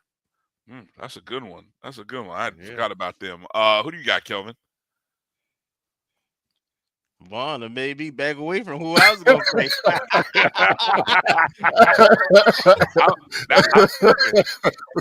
Yeah, that wasn't on my card, so you might have stumped me on that one. Who you got, Kelvin? I'm gonna go with something that's kind of obvious, but not the home team. Mm-hmm. I think I'm gonna go with Benedict football. Okay. Undefeated. Yeah. And dominant most of the way. So I'm gonna go with Benedict as the HBCU Team of the Year. I wrote that when I was putting that article together for our BCSN summary of Benedict, and I went back and looked at their first 5 games. They outscored opponents. They only allowed 13 points in the first 5 games. 2 shutouts, gave up 7 points in game 3, a field goal in game 4, a field goal in game 5. And all this was before the Miles games, which was a game that they had a big lead, then lost it, and then had to regain the lead, right? But those first 5 games by Benedict, ridiculous. I think they outscored somebody like 190 something to 13. 194 to 13, I think it was what it was. I mean, and then they later on, yeah. So I get you. I'm gonna go one better. I'm gonna go one better. I still not as historic as Fisk, but pretty close. And I saw Edwin drop one of the 2 because I kind of have them running side by side. If you paid attention to what Langston University and Tougaloo College did in men's basketball at the NAIA level, it was unreal. I think both of them, well, I know Tougaloo went unbeaten in conference and might have only lost 1 game prior to the end of the season. Langston also started out the season hot, but the story with Langston is they were like a 1 or 2 win team a year but prior. Coach Chris Wright comes in and Langston ends up going like 30-1 going into the tournament. And it was just 2 unbelievable seasons. And I don't think they didn't cross paths. They both made it to what they call the tournament, the 16. I don't know. I can't remember. It's the national tournament, which is the top 16 teams. And then I think Langston lost in the opening. Tougaloo made it to the round of 8. But 2 outstanding basketball seasons by both of those universities and those coaches. And I think that was really fun to kind of spotlight when we talk about teams. If I could have an honorable mention, Kenya Sykes called it Howard Golf. I was there for the national championships. They won by 56 strokes. They were up by 21 strokes after the first day. They were friggin' on fire. I saw some of the best golf. And a lot of people don't know this. I've been a card carrying member of the media for the PGA Tour for 21 years. I know good golf when I see it. And I saw some of the best golf I had seen with Howard's golf program. And it goes back to what we were all talking about that we keep emphasizing. That $6 million boost into golf. And annually, Steph Curry is having a fundraiser. He had it at Pebble Beach. People were lined up to participate in Steph Curry's golf tournament for Howard Golf, and he flew the guys out there. They were lined up to support that event for Howard Golf. So Howard doesn't have to worry about the coach. All he has to do is recruit players and manage them. Because the finances, all the equipment is donated. Yep. All the outfits, Steph, they dress like Steph. His line, which is fun within itself because it's not traditional golf. But yes, Kenya, Howard Golf was really special this year. Yeah. I keep waiting on LeBron James to do that for our men and women's basketball. I keep waiting. I don't know how much longer I'm gonna have to wait, but I'm gonna keep waiting. I think he's busy following Bronny right now, but I think hopefully he'll put us in the number. We need to be recruiting Bryce. That's who we need to get. That kid right there. That's who we need to be recruiting. But anyway, let me not start anything. HBCU Band of the Year. Now, obviously, this is interesting because we had the ESPN Band of the Year competition. But when you think about the Band of the Year, who would you qualify as your Band of the Year, Vaughn? And I think it's okay if it's not the 100. I think it'll be okay. Will it? No, but I have strong feelings about judging the Band of the Year. Because if everybody's not playing the same damn song, doing the same formations, and doing the same routine, how can you even judge bands? And this is my soapbox I'm about to get on. Let me step back. If Let me you get go your to full screen here. Tuskegee, I don't give a damn which band you got. If you go to Tuskegee and you can't play ball and parlay, they got no use for you. If you go to Veterans Memorial and your damn drum majors can't step out there, they got no use for you. I don't care who you are.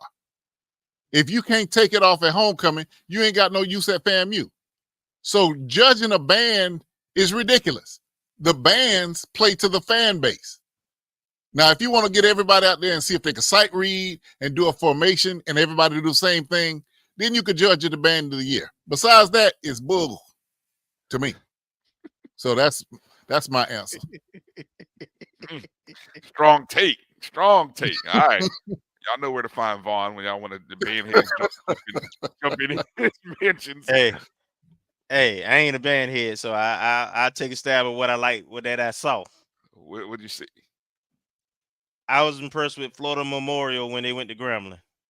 Yeah. And because I didn't know a lot about, other than that, there's a rattler who's ahead of the program. I had heard good things about him, but I had never seen him. Didn't know what to expect. And then I saw him again at the championship. And man, they sound great, man. They choreography was great. They were extremely impressive. So I'm gonna choose Florida Memorial as my band of the year. Yeah, that's a good choice. I've heard them play in the stand before, and never disappointing by them. I don't know. I for some reason I wrote down Norfolk State and North Carolina A&T, and I think a little bit of that is based on recency bias. Of course, North Carolina A&T, seeing their performance in the Band of the Year competition, and then Norfolk State. I followed along with Dr. Cavill's band rankings, which he interestingly matches up the band versus band performances at halftime. So basically the bands are competing just like the athletes on the field compete. The bands are competing through their performance at halftime, and I think Norfolk State was one of the top ranking bands in his poll. So I would start there. But I'll admit I'm just a casual band observer. Although I will say the SWAC championship 5th quarter, I heard the 100 playing songs I swear I had never heard them play before. And watching the 5th quarter between us and Prairie View was beautiful. Beautiful. I don't know where the video of it is. I feel like someone always records these things, but I know it slowed me down from getting over to the press conference because I kept hearing the songs and I was like, damn, I didn't know the 100 was. Man, look at that! And I was looking back over at Prairie View play, and I enjoyed the 5th quarter of the SWAC championship game. 4th quarter of the Celebration Bowl too. When they started rolling out. I couldn't hear it, but man, I did they started playing over the stadium announcer and the breaks. They said, "The hell with it, we winning now. We finna roll. We could have played whatever." And the crowd went wild, and so they got house. That's kind of how I judge things too, as a non-band head. Yeah, are you moving the crowd like a DJ? Are you moving the crowd? Right. HBCU Coach of the Year. Who would be your Coach of the Year, Vaughn? If you only get one coach, you can go. How about you can go men and women, or men or women, however you want to go with it. I don't think we qualified it, but Coach of the Year. Secure Willie Simmons. It was a pretty impressive performance by Coach Simmons, no doubt.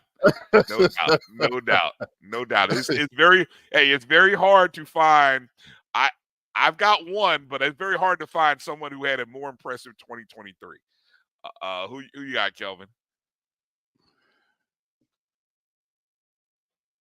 So a lot of good candidates on this one, right? From a lot of different sports. I'm gonna go off the. Well, it ain't off the grid that much, to be honest. I'm gonna go with JSU women's basketball coach Tamika. What's her name? Reed. Tamika Reed. Yeah. Amazing coach. Yes. Okay. I'm gonna go with the job that Chris Wright at Langston University did. I just talked about the fact that he left Talladega. Was that right? Yeah, he left. Was he at? Yeah, he was at Talladega, and I mean, they were a nationally ranked program. Had just made it to the national the national championship game, right? And then all of a sudden, you look up and say, Coach Wright's leaving. Where's he going? Oh, he's going to Langston. I'm like, what? He's going to Langston?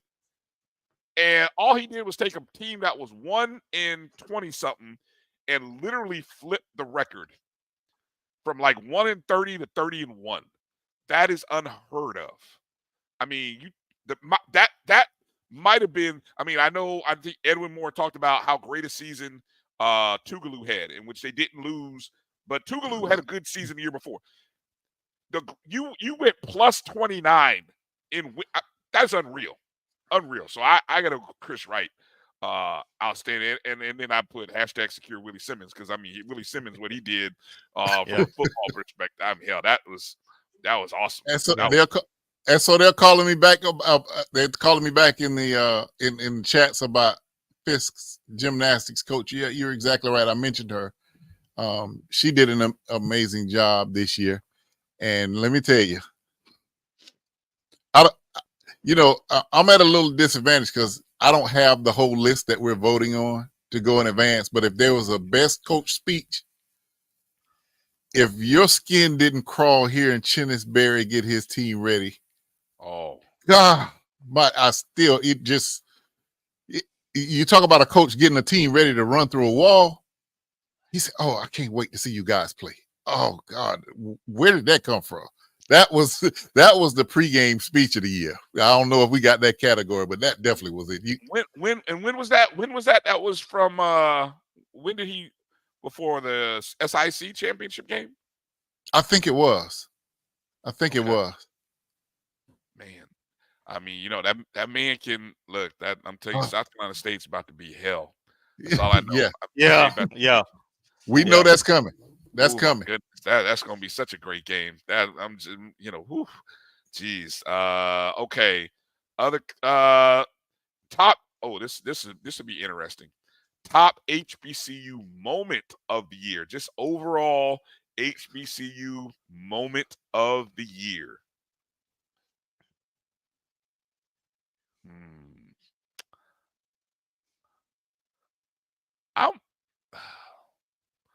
I'm gonna go.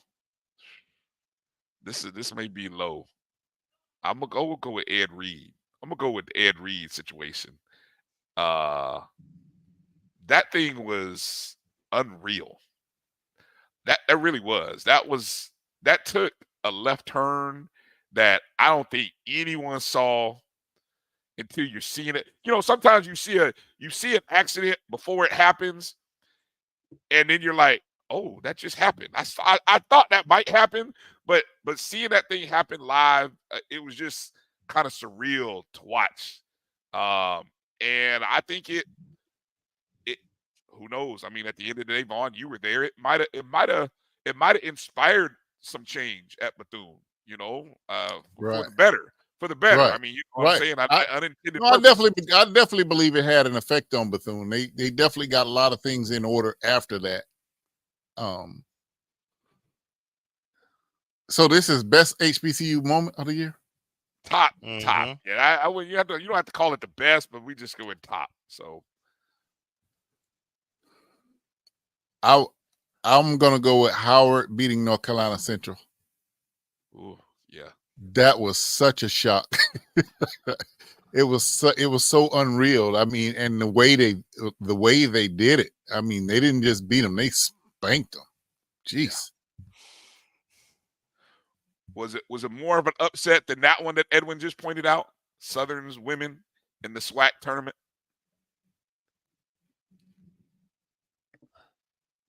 Yes, because everybody North Carolina Central fans admittedly have bought tickets to the Celebration Bowl. Ooh, okay. So they had counted that as a W. Yeah. Yeah. What about you, Kelvin? Top HBCU moment of the year. I'm trying to check my facts before I nominated. But am I correct in saying that didn't Texas Southern men's basketball win the play-in game? Was it this year? Let me see. They were the 8th seed in the SWAC tournament and won the SWAC tournament. I don't.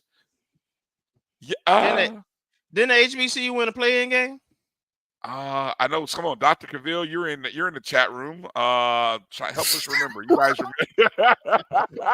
I'm sorry. I read the Fangs Up podcast response to yeah. Their comment. Yeah, I can't remember. I can't. I know it was the year before.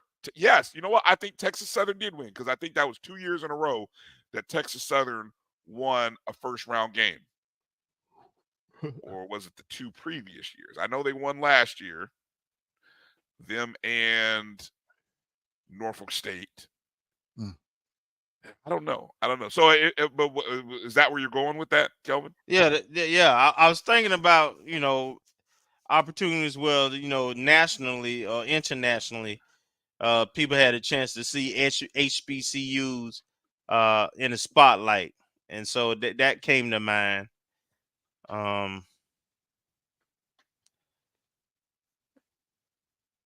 Yeah, Derek Singleton. That is, I was debating on that one as well. FAMU being named the number 91 public HBCU. That was my other option. Yeah. Okay. So, Kelvin Doc says it was 2022 that Texas Southern, not last or this past season. It was 2022 when they won the first round. Yeah. I think already from this past season, you've got, I see a couple people, Southern University basketball win at UNLV. Yeah. Pine Bluff women beating Arkansas. Yeah, I watched that one. Yeah. I think Liv, who was it who beat Mississippi State? Was it Southern women who beat Mississippi? No. Who beat Mississippi State? Oh my God. Just recently. It was Southern men, I thought. Was that men or women? I think it was Southern's women who beat Mississippi State.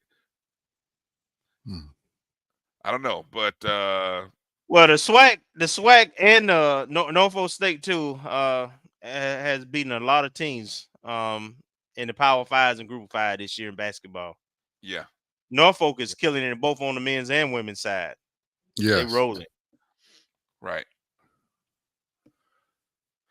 HBCU Player of the Year.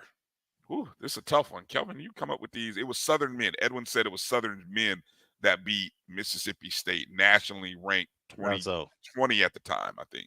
That's what I thought. Yeah, because Southern has two impressive wins at UNLV and at Mississippi State, SEC. HBCU Player of the Year. The player. Ooh, this is tough. And I don't have my phone on me, but it's going to be a Howard golfer. And he was invited to play on the PGA Tour, played in the Wells Fargo. His name, I'm going to get it. It's something Junior. It'll come to me. But he's unreal, and I really think he's going to do good on professional. I followed him when he played on the PGA Tour in the Wells Fargo. He got a sponsor's exemption. And while he didn't make the cut, he started making birdies on the second day on a professional course, playing the distances of professionals, which was very encouraging to me that he's going to adapt well. Everett Witten Jr. Everett won this year. Okay. It's not Everett. Everett was the first place guy this year. Okay. He was unreal in the championship, but this other guy was a player of the year last year and led them.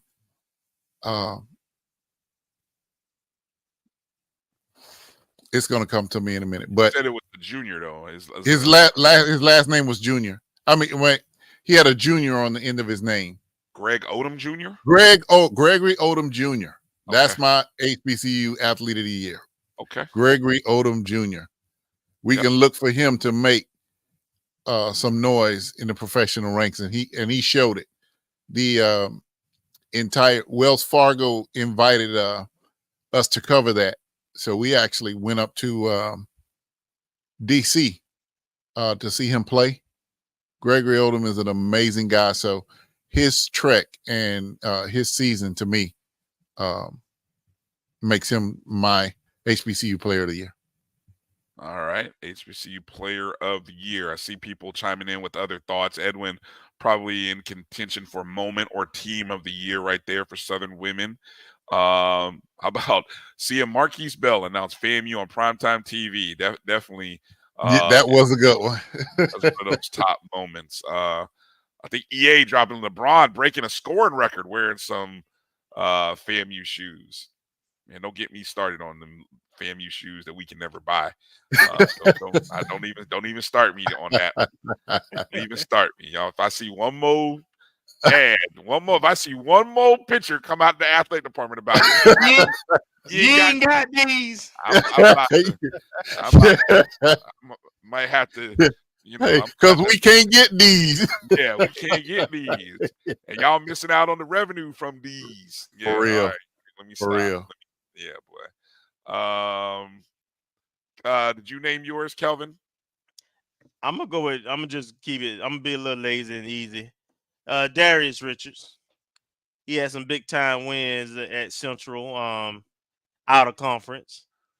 And he was the face for most of the season of HBCU football, which is the most visible sport. Florida kid, and he could do it all. And the main reason I'm going with him is because so much of their offense depended on him playing well. Yes, it did. Yeah. I mean, he was the key to their team. So, and he lived up to those expectations. So, I'll go with him. And also, Kelvin, people knew he was the key, and he still excelled. That's the thing. Yeah, exactly. Yeah. I don't really. It's hard to think of a player of the year. This is one of those ones, Kelvin. You stumped me with this one. I mean, this 1 year. I mean, I don't know. Defensively, I feel like Isaiah Major, what he did this year is probably the first. When I think of all the football players, I mean, you talked about Davius on the offensive side. I mean, give me somebody on defense who was more impactful. I don't really know. I don't know if there was anybody. I mean, there's a lot of good defensive players floating around, but was there anybody more impactful for his team? I don't think so. I don't think so. I don't think we had any major records that were set when I think about track and field or when I think about baseball, softball. Mm-hmm. I don't think we had any no hitters or anything like that. So yeah, I mean, recency bias. I got to lean on Isaiah Major. Yeah. All right. Well, hey, Vaughn, we got you here. I don't know. Our last category was HBCU Media / Podcaster of the Year. I'm gonna guess y'all trying to get me in trouble. Hey, look. Hey, we weren't planning. We weren't planning on you being here the whole time when these questions came up. Yeah, we thought you weren't be here, and then we can talk about you after. I can go. No, I would pick somebody who's in our chats because every time I watch his show, I just learn so much. I love the dude because he's just a walking encyclopedia of HBCU. I mean, just anything. I call him when I have a question, and he doesn't go look it up. He just recalls what the answer is. And so I would have to go with Kenyatta Cavell. Hey, that's a good one. That's a good one. I can't disagree. Doc is I tell you, I had such fun writing an article that he and I did on dynasty makers. This was after Nick Saban won his last national title, and there was just the whole hubbub about, oh, Nick Saban's done this, that, and the other. And I'm like, wait a minute. What about these guys like Jake Gaither, and Eddie Robinson? And then I called Doc, and then Doc put me on to Billy Nix. And just we just got into talking about, and I was like, oh, Billy Nix. I had never heard of Billy Nix. And then I'm traveling down the road. And I mean, just the history that is there and the appreciation.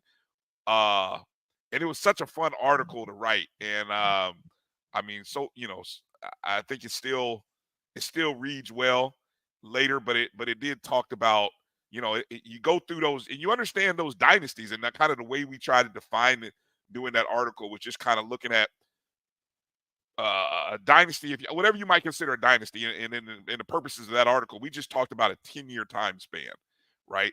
The greatest 10-year time span. And then you looked at Jake Gaither had a 10-year time span. I mean, of all the years, but there was this particular 10-year period where you were like, wow, Jake Gaither and FAMU was really, really, really good. And same thing, Eddie Robinson had a 10-year period like that as well. And then that's what's so cool. Billy Nix had a 10-year period like that. And then you start going down the road, and then you say, oh, well, this coach had a great 5 or 7-year period. And just, I mean, we're gonna be one day, we're gonna talk about this little 5-year period that Willie Simmons. I know we're gonna talk about it 20 years from now. They're gonna talk about what this 5-year, and hopefully, God willing, another 5+ at FAMU. But man, I tell you know what they got to do. Yeah, hey, you know what it hashtag Secure Willie. Secure Willie. Secure Willie Simmons. Secure Willie Simmons. Willie Simmons. That has to happen. But yeah, there's Doc is a real one. Dr. Kenyatta. Yeah. How about you, Kelvin? You want to go anywhere with that one? I'm going to cheat a little bit on this time. I'm gonna call it 2. Okay. And I kind of think about things, and I'm purposely excluding us and our shows, so that includes sports rap, because okay, I watch both of them, first, but I do watch. I'm a YouTuber now, man. I watch more YouTube than I watch regular TV. So I watch everybody. Right? Yeah. So I'm gonna go with, and I'm not saying this because Vaughn here, but I'm gonna go with HBCU game day. They have that longevity, been around a long time, and they have a professionalism that they bring to the table. So I enjoy watching, their different constituencies that do that. Then I got to go with my boy Blue. I enjoy watching Blue. Yeah, Blue know his stuff. Yeah. and Blue give it to you real, right? He ain't trying to, you can agree with him, you can disagree with him, but he always has an explanation for the information he's sharing, right? He has a reason, a thought behind it that, for the most part, you can follow. So, and he's been loyal ever since he got into the space of covering HBCUs, even though he does more than just HBCUs. Yeah, he's never left. And when he talks HBCUs, he know what the hell he's talking about still. So definitely, I gotta show him some love too. I'm gonna put a special mention for the future, and I think where I'm gonna go. Rising star. Oh yeah, Liv, definitely. Olivia Antilla. If y'all aren't following Live for Hoops, if you're not paying attention, look, we get Liv. She answers my calls now, but I don't know. Pretty soon, Liv won't be answering my calls. Hey, I'm gonna get voicemails and text 3 days later. She's on the fast track. Hey, she's on the fast track, man. I'm telling you. And the stuff that she just knows, I'm telling you, it's crazy. Look, hey, I had the idea, Vaughn, and I'm gonna put this, I'm gonna speak it into existence. Mm-hmm. This upcoming season, we have to have a FAMU women's basketball reunion day. For the sole purposes, I need to get 2 people in the building. I need to get Liv down to Tallahassee, and then I got to get Natalie White, who follows the show. Hey, Natalie, how you doing? You follow the show? Thank you, hopefully. But I want Natalie White, and live down. I want to have a FAMU women's basketball reunion day, and I'd say we do it the last game against Bethune, and somehow we need to make a big deal out of it. So I'm speaking it into an existence right now while you're on the line. And I know Keith from Fangs Up Podcast is watching.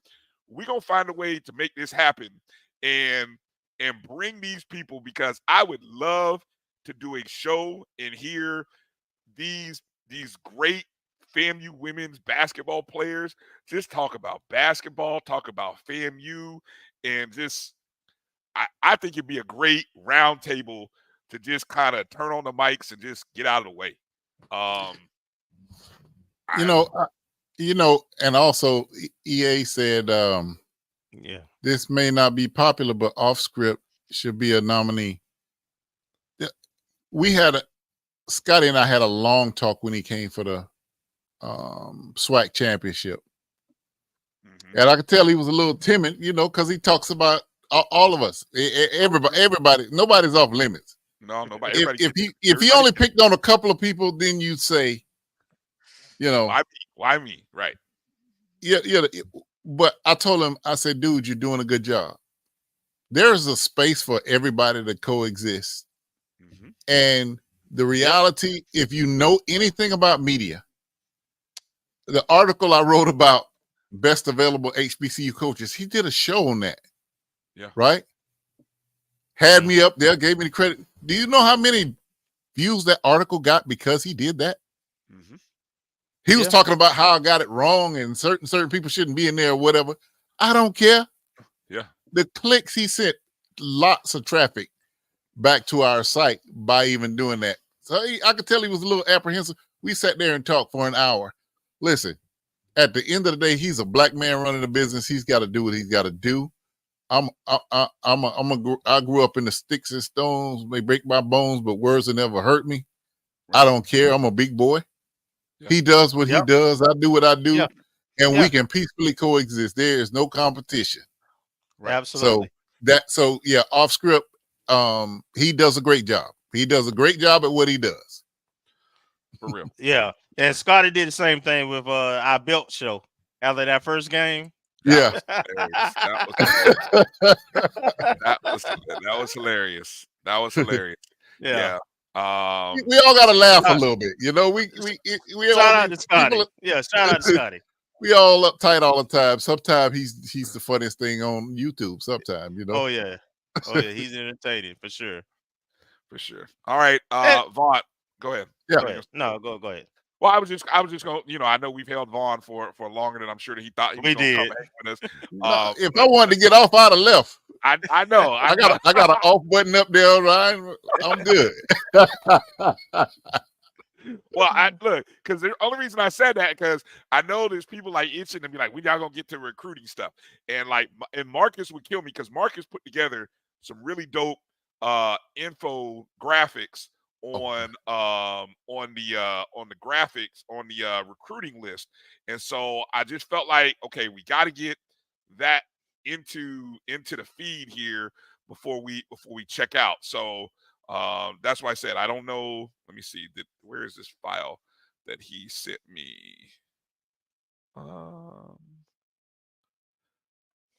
Where is it at?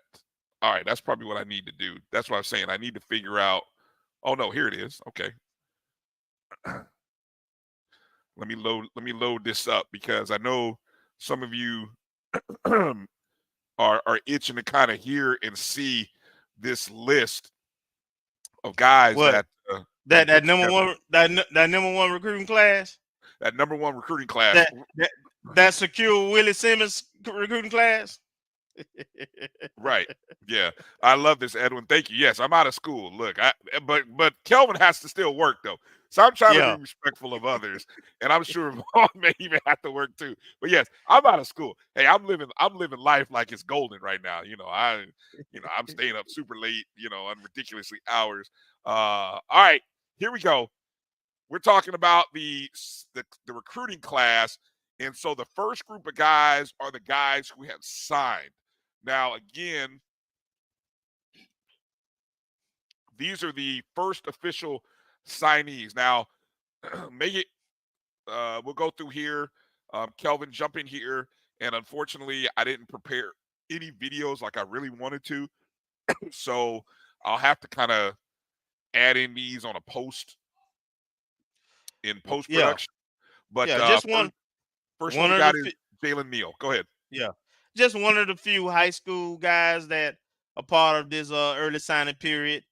Come from a powerhouse program that plays for pretty much the Georgia highest classification championship most of the time every year. Um, you know, DB, you know, a position where we have some returning guys coming with Jenkins and Bowler, so we won't necessarily have to throw him, but he'll probably be a part of that. He'll have an opportunity to be a part of that depth, and we got some non-high school guys too. So I imagine, we'll have time to bring him along. But highly rated high school player out of a powerhouse program, played against great competition. Okay, next one is now. Can I say this? I'm going to say it anyway. We had heard that there might be two quarterbacks. So far, this is the one. This is the early one. Daniel Richardson, 6 foot 205, transferred from FAU. Now, what I find interesting about Richardson is he started 2 solid seasons at Central Michigan. Mm-hmm. Very good seasons at Michigan. Yeah. When you go look at the stats. Then and actually he was there for 4 years. So if you do the time calendar, he was there for 4 years. His first year was probably just a redshirt year. Then coming out of Central Michigan with 2 years of eligibility, he transferred to Florida Atlantic, where he had another pretty good season. I think if I saw correctly, his completion percentage was in the 60s. 65 or 67, yeah. Right, which was he had another year like that his 2 years ago at Central Michigan. His last year at Central Michigan was a little lower, below 60, but the year before it was also in the 60s. So he's had 2 of his 3 seasons in which he has been a starter where his completion percentages was in the 65% range. And of course, he's from Miami, Florida. Went to Carroll City. Yep. And you got to know any kid to come out around that time from Dade has a relationship with Billy Rowe. Yeah. Okay. It's a good tie-in. So it'll be interesting to see. He's got 1 year eligibility, so he's coming in either to compete for the job, or to be a part of the family and this great legacy that Coach Simmons is building. But I got a feeling he's coming in to compete, to be honest, and he has experience. Oh, he from Miami. Absolutely, he's gonna compete. Yeah. He's gonna come in, no doubt. Then I like what we addressed, the fact that I recall Coach Simmons saying that the receiving position was a position of need, that we're losing a lot of guys. So one of the first receivers that we signed in, of course, Amari Johnson, a transfer from UCF. Also, check the school, Carroll City, another South Florida guy, probably teammate. Same team. Yeah. I noticed that 2018 team. So a teammate who was at UCF. I didn't check the number of years of eligibility left, so but I would imagine probably 1, maybe, given if he's also part of that 2018 class. Well, he's part of 2019, so he may actually have 2 years. Yeah, I think so. Another wide receiver. This one is Davion Walker, 6'3", 180 from Warner Robins. He is a Vanderbilt transfer, former 3-star. And you can see some of his accolades. He went to Warner Robin High School, a part of a state championship team in 2021. Very good program. Out of the state of Georgia. Yep. And a little longer receiver, somebody with some length. Big target. Yep, big target, 6'3", 180. Moving over to the offensive line. This is Second high school. second high school guy, Jeremy Fishkin from out of Stoneman Douglas, 6'5", 300. So Man, just imagine when you get him on a college weight program. Right. He coming in at 6'5", 300 now. yeah, that's pretty And, good. And I saw his film. He keeps blocking. Yeah. He keeps blocking. When he lacho, he keeps blocking. So running back's gonna like him. And he played at a high school that has to play a lot of good competition down in South Florida. So he's played against some really good teams too. Moving over to the other side of the ball, the defensive line, Montre Edwards, 6'3", 290 from Holmes County Central High School. That's out of Lexington, Mississippi, class of 2020. Most recently, he was a junior college, come out of Chippewa Lincoln in Mississippi. Those Mississippi community college, they just, there's just talent floating all around over there. You can see he was a 3-star guy. Was the 2023 Mississippi Association of Community College Conference all conference team. So, coach talked about depth, or no, not just depth, but the defensive line. Defensive line in the trenches. This is what we do, right? That's the hallmark of our team the last 2 or 3 years is that dark cloud defense, man. And we taking them just like at the tight end position and the receiver position. We losing quite a bit at the defensive tackle nose position. Outside of General Hunt, I think we lost almost all those guys in the interior. So you go after a experienced guy who's had a lot of playing, who's played a lot, at the JUCO level and has a Group of 5, Power 5 accolades and highly rated. So you figure that's going to translate. He won't be able to come in and compete for a starting position next to Gentle. Yep. All right. Another 3-star. This one on the offensive side of the ball. Tight end Sage Ennis coming over from Clemson. A local guy coming home with the Tallahassee Lincoln. I believe I heard that he had played for Quinn Gray. He did. Quinn was at Lincoln, right? Yes, that's correct. And then you got to think we got to replace Kamari. Yes. Young, who was just, at the Celebration Bowl when it was 4th and 6. Yes. Will Brown from Jacksonville will tell you, I screamed, throw the ding ball to Kamari because we all know he doesn't put it down. He doesn't put it on the ground. He catches it. And when they threw it, not only did Will, but everybody around me looked like, did I know? I'm like, it's just common sense. The man is solid at tight end. He doesn't drop the ball, and he's going to move forward with it. So we're going to need somebody to replace it, and I'm hoping this young man will compete for that job. Yeah, I think we really showed our ability to use the tight ends and how big of an advantage it turned out. And so I really like the idea that coach is going out and finding some more tight ends of the same. I mean, think about what we had. We had a 6'5" Jeremy Pruitt. We had a 6'5" Kamari Young. And then who was the other? 6'3". Who was the other? Who was the other? Number 18. Kobe Gars. Kobe. Who's coming back? He's coming back. Okay, that's what I thought. Yeah. I thought he was coming back. Yeah. Okay, and so I mean that's a positive. I think the interesting thing about Sage is that he played a lot at Clemson. He just didn't. He was more of a blocker. He didn't really, see a lot of pass reception or attempts at him. But I mean, he in terms of number of plays, he played a lot there. So he's someone who's played at Power 5 level, so with some significant time. So. Mm-hmm. Okay, out wide again, our third wide receiver that we brought in. Asean, I think I'm saying this right. Asean or Asean Cobb. I think it's Asean. Asean Cobb, 6'2", 195 from Jones High School, right? Jones High School. He's coming back to put on the orange and green. Coming back to put on orange and green, exactly. I think this is the third FAU guy that we picked up. We're picking up a lot of FAU guys, former 3-star. You know, I wish Marcus was here, but I think I'm accurate in saying this. A lot of these guys we offered out of high school, so it wasn't like some of our staff didn't have relationships with these kids already.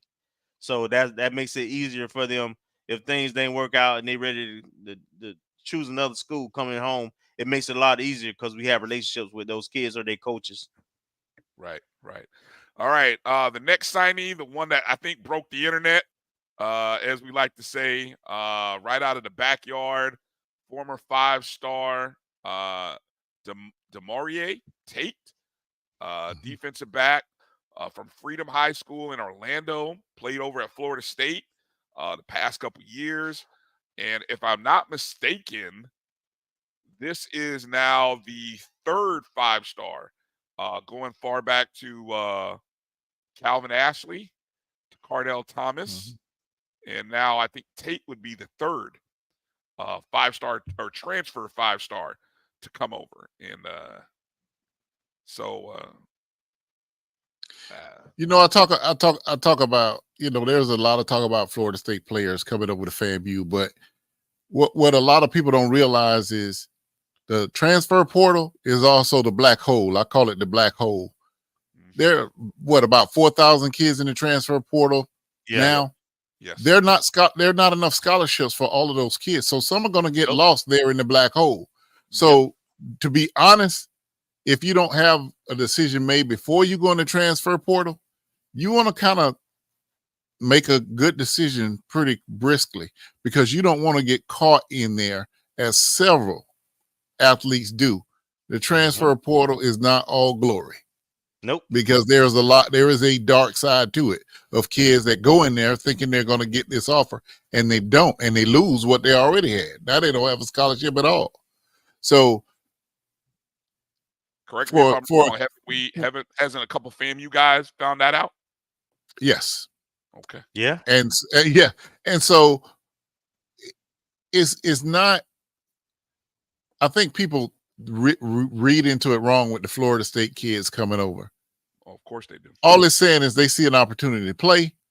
FAMU has been highly publicized in Tallahassee and Leon County. I mean, we were front page of the paper for winning the Celebration Bowl. Not the sports section, the paper. Three guys. You're right. 3 guys in the NFL right now, too. 3 guys in the NFL. So, as opposed to going out and searching something unfamiliar, if they already have an apartment in Tallahassee, they don't even have to move. Yep. And they can continue to play ball and pursue. So I think those kind of factor into the attraction that FAMU presents to a Florida State player that is not getting the player time that he wants, that does not already have an arrangement to where he might be going.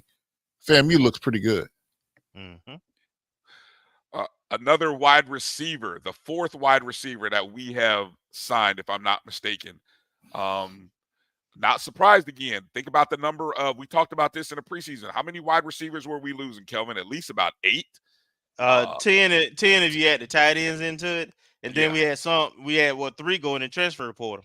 Yeah. So, look, that was an open position. And here we are signing guys, another 3-star. This time, Jalen Smith. I think this is the 3rd or 2nd Jalen. So, I mean, good luck keeping track of the Jalen. He's from Mandarin High School in Jacksonville, went to Bowling Green, and also was at Copia Lincoln in Mississippi. Remember that recruiting trip that Coach Riz took out to Mississippi? Yep. Yeah, he might have snagged a couple. I remember when Coach Riz was going out to Mississippi. I think that was that the Valley game when we were playing out? Yeah, I remember Coach Riz said he was making a few stops along the way. He came on the show that week. Yeah, definitely. So it's paying off. And I think we had one other signee who I think Caleb Riley, 6'5", 290, offensive lineman from Miami Norland High School. Of course, they were a state finalist this past year. Was named the most improved player in their awards season. Billy Rowe previously coached there. Exactly. Exactly. So I believe Marcus had said he had signed, although we couldn't find the graphic for that. So maybe he's a verbal, but anyway, we've got him on the signed list. Okay, so this next group of guys these are the guys who are verbaled, but we haven't signed yet. We haven't seen the verbal commitments yet. We start with Zay Williams, 5'10" athlete from Colquitt County High School in Moultrie. You can see kind of the stats on him, an all-region player, first team on offense. Probably another receiver type. So if that's the case, make that the fifth one now. But obviously he's more of a high school commit.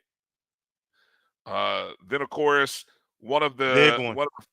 this is a big one right here. 4-star running back Rodney Hill, 5'10", 190 from out of Statesboro, Georgia, Bullock Academy, class of 2022, Florida State player. If you see, I've seen him run. It was just like, woof. It brought flashbacks of seeing those 1 or 2 plays of Jaquez Yant at Nebraska, and you just were like, whoa, that's coming. That kind of talent is coming. Ooh. You guys have seen it. What's your impressions there of Rodney Hill? I think it's a great pickup. Very, very solid runner. And he's probably the closest thing in the class to what Terrell Jennings turned out to be, which is an absolutely solid every down back. And I think Rodney is definitely a solid every down back. Well, just to add real quick, you got to remember this kid was 3rd on the depth chart.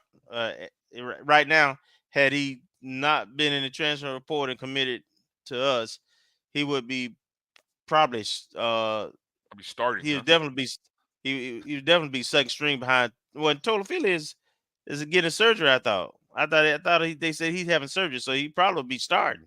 Yeah, he'd probably be starting against Georgia. Yeah.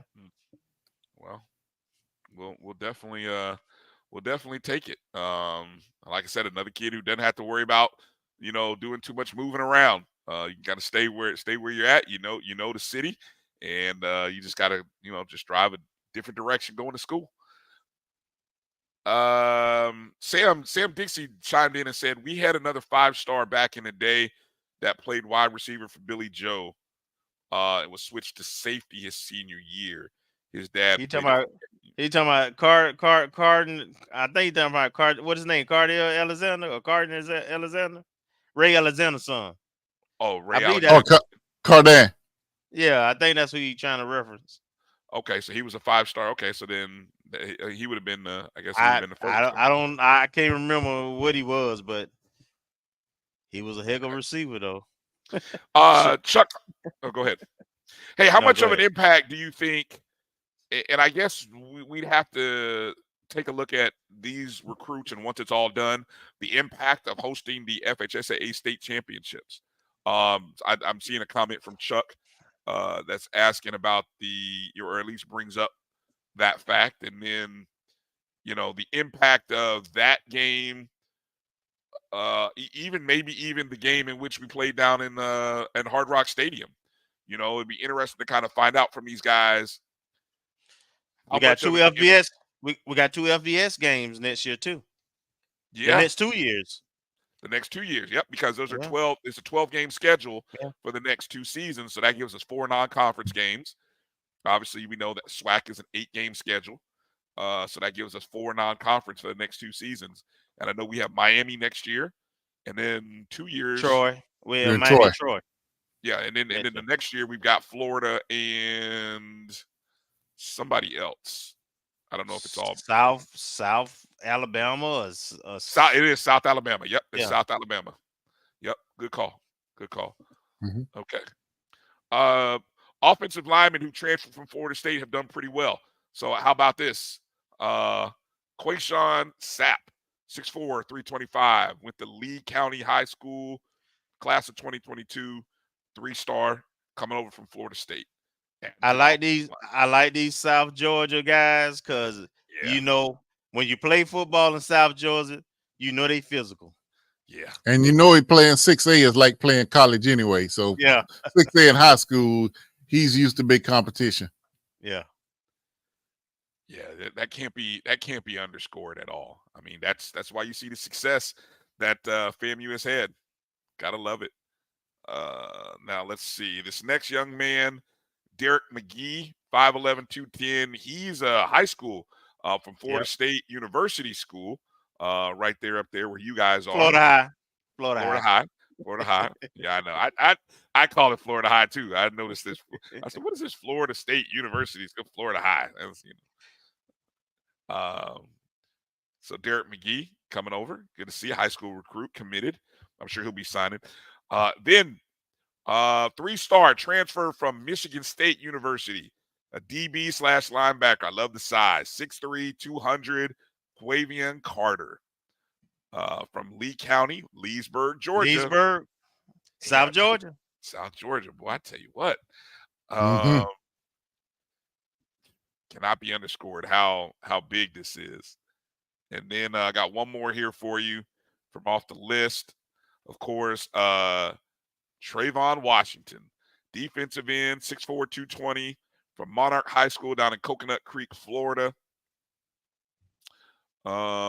He is a high school commit. Just most recently, his school went to the 4A Metro Regional Finals, and they went to the semifinals the year earlier. So a lot of games under his belt, and 4A Metro is essentially probably if it were the old school classifications, it would qualify as 6 or 7A. So basically large school, large city, and he's played some competition. So looking forward to him. And then of course, as mentioned earlier, the recruit that dropped in earlier, obviously that came out before this. All right, so by my count, I think Marcus, what did he say? What did he say the number was, Kelvin? Did you see that in the chat real quick? I did. He said I want to say about what, 15, including the commits. Trying to see if I can find it here real quick. Yeah, I know where he put it somewhere. It might have been in the in the Twitter chat feed that we have. But, that's what it was. All right. Hey, what's the hashtag, Vaughn? Secure Willie. Secure Willie Simmons. Hashtag right secure now. Willie Simmons. Yeah, y'all make sure we get that going. Hold on, let me make sure. I think I had it up. Overall, what's your thoughts on the early signing period from FAMU and in comparison to other schools? I mean, is it a flat out? Look, I don't get excited about being number one and all that stuff, but it is fun to kind of poke your chest out and say, hey, we had the top recruiting class so far. What are you seeing from other schools in comparison to what FAMU just did? I think to be honest, I like the mix of players that we brought in. I don't look at the stars as much. I look at it and it puts it on their resume, but we're getting the actual pieces that we need. There was some time Florida State, when they were having some of their worst years, they had the highest recruiting class because they went after the numbers. And and Notre Dame did the same thing. They would go after the numbers, so they would have the number one recruiting class, but it's not actually the pieces they need to actually function. I think we got a good mix of players that we all know we're missing people in those positions, and we need to fill those positions with good players. And so whether it's a 3-star or a hungry 2-star, if we've got players that want to come in that are hungry, they want to be a part of the FAMU system, that's the key, is not filling up with 5 and 4 stars. Mm-hmm. And to that point, Vaughn, Coach Simmons and staff have done a really great job of talent evaluation. You look at kids like Xavier and Isaiah Land, who came with the program with no stars, with really no offers, and both in the NFL now. So that shows that we can develop players if you buy in and put in the work. as well as you take somebody like Marquise, who's going to get a major contract after this season, who's was somebody who transferred in. So whether you transfer in or you a little undersized, a tweener, if you buy in and you put in the work, we have proven that you have opportunity if going to the next level and playing is what you want to do. So I think this class reflects that. The only thing missing for me, and I know it's early, and I know they probably, like most responsible programs with roster management, they're gonna wait and hold a few back to after the spring, and then they still got the regular signing section the first Wednesday in February. The only thing I see missing at this point right now is more depth for the defensive line and the offensive line. Mm-hmm. And I'm sure they'll be addressing that because Coach Simmons said that was the place of need, along with tight end and receivers. We've hit the receivers. We brought most of our linebackers coming back. Of course, we're losing Isaiah Major, but we brought in some linebackers. We brought in some DBs. I think we're going to need to get our numbers up at the in the trenches. The elephant in the room has to be the discussion about Andrew Body. I know it's been out there, and I know I've seen or heard that one of his options or one of his schools that's on his wish list. Now, I don't know if FAMU is recruiting him, but I know on his wish list, I think FAMU was there along with Prairie View A&M. What are your guys' thoughts on, is Andrew Body a fit in this system? He's a little taller than I thought he was. He's listed at 6'1". I thought he was more like 5'10", but he's actually listed at 6'1". What are your thoughts on, would Andrew Body with 2 years of eligibility be a good fit in this system?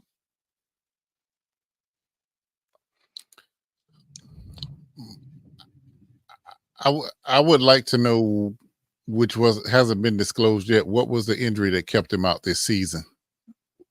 I said it kind of low. I would like to know what was the injury that kept him out from playing this season that was only discovered like close to the season. That to me is a red flag. I thought it was a shoulder. I thought it was a shoulder, a carryover from a shoulder injury carryover from that last game of 2022. And maybe it was re-aggravated. That's just kind of what. Yeah, those kind of, I would like to know, the extent of that before you. Right. Southern, I guess, was another school out there that he was looking at. Yeah, so for me, I'm a fan. I like his game. I mean, his production is his production. You've seen him as a 2-year starter. You see what he's capable of. What his team was before he got there. There was perennial doormat. Then they automatically became competitive. His 2 years leading the program. So I like him, but it's just that's a coach's decision. Whether he's a fit or not, I think Willie Systems. I mean, it's an RPO, so a guy that can do both, run and pass, I would think would fit nicely. And an experienced guy who's put up numbers against most of the SWAC. So and familiar with the SWAC conference, so I like him. And if coach decides that's a good fit and they make it happen, I'd be ecstatic. But either way, Kelvin will be running around. That's my quarterback. That's my quarterback. That's my quarterback. But either way, I am an Andrew Body fan. That's right, Mama Body. I'm still a fan. I know you are. We know you are. Okay. All right. I think from that perspective, in terms of recruiting, that's what we've got for now. We'll obviously we'll keep our eyes on the internet and the bat signal that goes up from Coach Riz, and we kind of see that going on. Real quick, also we need another punter. Another one? I thought Wasn't the this? punter was coming. Is Will No, Hoyt gone? Will Hoyt's gone. I thought he had another year. Oh, Will Hoyt has another year. Oh, good. Yeah, I yeah, thought so. I Yeah. thought that was his yeah. last year. I would I hope he think, has, yeah, I because think man, coach said, yeah, coach said that all the specialists were returning. man, let me tell you, in that Celebration Bowl, that last punt he had was Yes, so crucial. yes. That was a Look, crucial. That was a big point, and he yeah. put that foot in it. So Look, I look like and feel. I like our kickers, and they like being where they are. They have fun out there, and they're very effective. They're very, very effective. So Hollow asked, who's counting out Junior? I don't think anyone's counting out Junior. No, ain't But nobody here. Ain't no, nobody, I said he was ain't nobody. incumbent. yeah, but Yeah. and you know what? Also Coach Simmons has also said he's the incumbent, but he's also said there's Compete. competition. Yeah. He's got to compete for. He has to look when you have invested 2 years behind Jeremy Musa, and Musa, except for the one game, right, where he didn't play, he took all the snaps, even the games where you guys wanted to see other quarterbacks come in. Musa still took all the snaps, right? Even in the blowouts, he took all the snaps, to the disgruntlement of many. But anyway, so you look, Junior had the one game. Yeah, a little disappointing. I seen better in the spring games than I did in the actual real game. So, hopefully you get more spring game Junior Murtovic than you got in that one game against I Lincoln hope from it's the a, West Coast. I hope it's a true open competition. I'm just saying. You know what? And at the end of the day, I Vaughn, want to see the ability of everybody. Right, right. You know, and then best man win. Yeah. Period. it's the With the it's same plays. I'm gonna With the tell you same what. plays. Call the See, same plays for all of them. See, that's the part right there that I was gonna ask. How do you really judge? Is it a feel? Is it a reality? Like Vaughn talked about the band competition. Everybody played the same song, and let me hear what you sound like. But how do you really get an evaluation? Doesn't it have to be, different plays, the production? I mean, it really All the is. above. It ain't one thing. Yeah, there's no exact science, And it, but I do think it's one of those things where you see it and you know when you know, and it's kind of what I said about Jeremy at the very first spring game. I told people on the sideline that's QB1. I mean, I know Rashawn is out there, but I'm telling you now, Musa is going to be the dude, and so we got to wait to see. and I think it's not only what they do on the field. Let me tell you about Musa. I walked in before a couple of days before the Celebration Bowl. Was dropping something off to Coach Simmons, and he had the quarterbacks in his office. They were watching film on Howard, and literally, as soon as the last man got in place in the quarterback room, Musa was calling out the offense. I mean, he was calling out the defense. I'm saying he was calling out defense 3 high. Well, that's a cover 2, man to man. He was calling them out so fast. Last man was just getting in place, and he could recognize the defense. So it also, those intangibles are, when you're trying to figure out the quarterback, knowing that they understand what's going on in front of them. Man, quarterback is a very cerebral position. Very, very cerebral. You got to have talent, but you got to be able to think as well. So that is probably what took Musa as quickly in front of McKay as quickly as his arm did. Mm-hmm. Mm-hmm. I think it'll be fun. I think spring practice season and the games when you have a real true quarterback competition.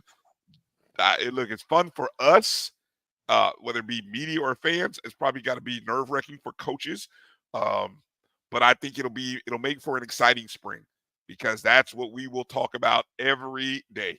We will talk about the incompletions, the completions, body language, eyes. Who came to the sideline to get some water versus who went to go study to play. I mean, we'll talk about every cotton picker thing.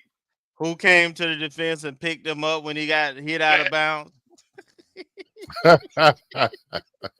Exactly. Well, I'm watching the offensive lineman. Hey, if the offensive lineman don't pick him up quickly, I mean, I'm writing that down. That's going down in the journal, and I will be talking about it. Yes, so that'll be fun to kind of talk about. Real quick, just to hit a couple. Somebody talked about Kamari Stevens potentially, who hopped back in the portal after a year at Jacksonville State. Would you accept Kamari Stevens back? Look, Vaughn, I saw your eye roll. But y'all know why too. Y'all know exactly why. Somebody mentioned that they like watching my interviews. I sat there right across from Kamari. He told me he was back. Yeah, and then he's gone. So yeah. I wasn't sleeping when I was rolling my eyes because the man sat right there and told me he was back. And then he went on to Jacksonville State. So I wasn't asleep. What's that song? It's funny how you feel shows on your face. Right. So if I feel that way, imagine what the other players feel. Yeah, you know? Right. Yeah, it's kind of, that portal has an effect now. You divorced us when you left. You know, I don't see that many guys going back to their team in the portal. Can I trust you? Yeah, right. That's the thing. Can I trust you? Yeah. Or did you just go there and thought it was green over there, and now we want a celebration bowl? Now you want to be back with us? And I thought he had a good season. I thought he played. I mean, unless I'm missing. No, he didn't. No, he did spot duty. He did spot duty. All right, so maybe it was just a one game. How Mike Jones said, back then you didn't know me. Now I'm hot you all over. You all on me.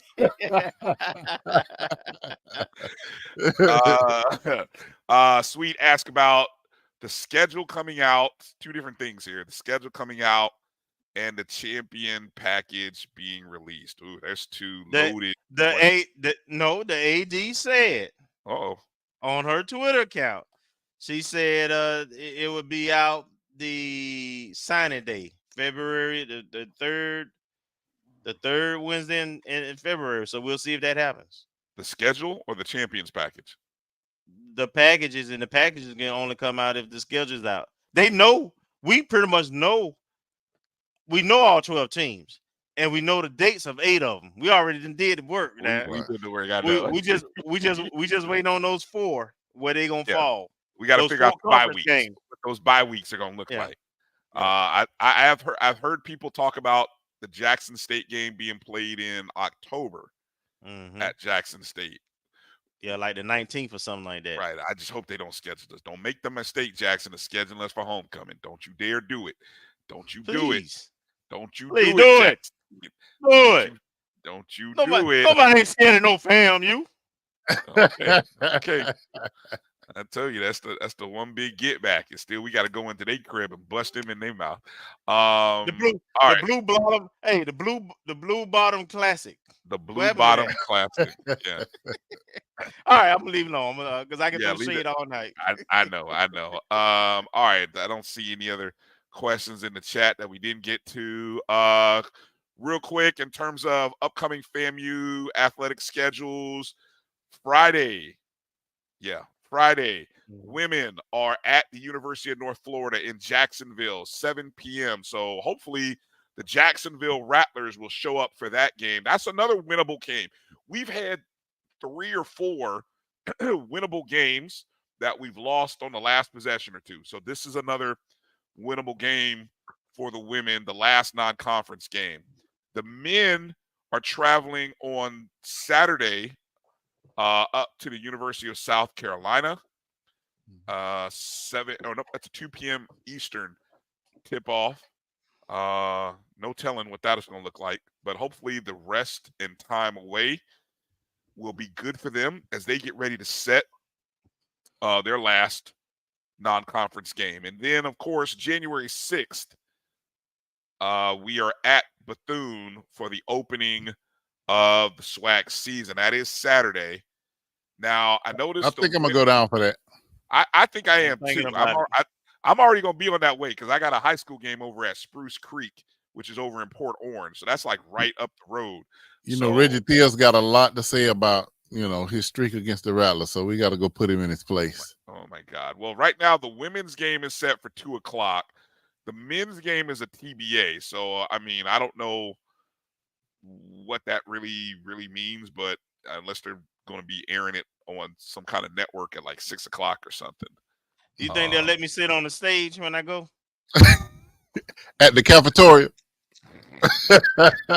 I had to throw some shade, man. I had to throw some shade. I'm going to sit on the stage. That's historic Moore Gymnasium. Come on, man. That's one way you can call it. Yeah, yeah. It is historic, definitely. So we get there early, Rattlers. If you want to go, you better get there early. Oh yeah. That game sells out there. Yeah, you have to get there early for that one. Well, they take up 25% of the seats for the band anyway, so that's they bring the whole band for that game. Yeah, don't try to sit in the upper deck because it'll be the band and the whole upper deck will be the band. So I don't know where you're supposed to sit if that's the case. But all right. On the stage. On the stage. Why don't they put a band on the stage? They got a stage. Is that where the media goes? Is that where they put the media on the stage? That's ridiculous. Y'all are funny. All right. That's gonna do it for this show. Vaughn, give the plugs, let people know where they can find all your great content and your work and how they can reach you. First off, it's been my honor to be on with you guys, Vaughn Wilson with HBCU Game Day. You can find us there on all social media platforms. This has been a great year so far for HBCUs, a calendar year, great calendar year. Just like I said, when we could take pride in a gymnastics team, like we did with Fisk, it's a great year. It's a great time. And, men's volleyball at Edward Waters. I mean, it's just some things that we haven't done before or being done. And you just love, we're orange and green and Rattlers to our core, but we love HBCUs. So we love to see things happen around, just not when they playing us, but we root for HBCUs to win. Absolutely. And that's really important. And it's something that I want to emphasize also.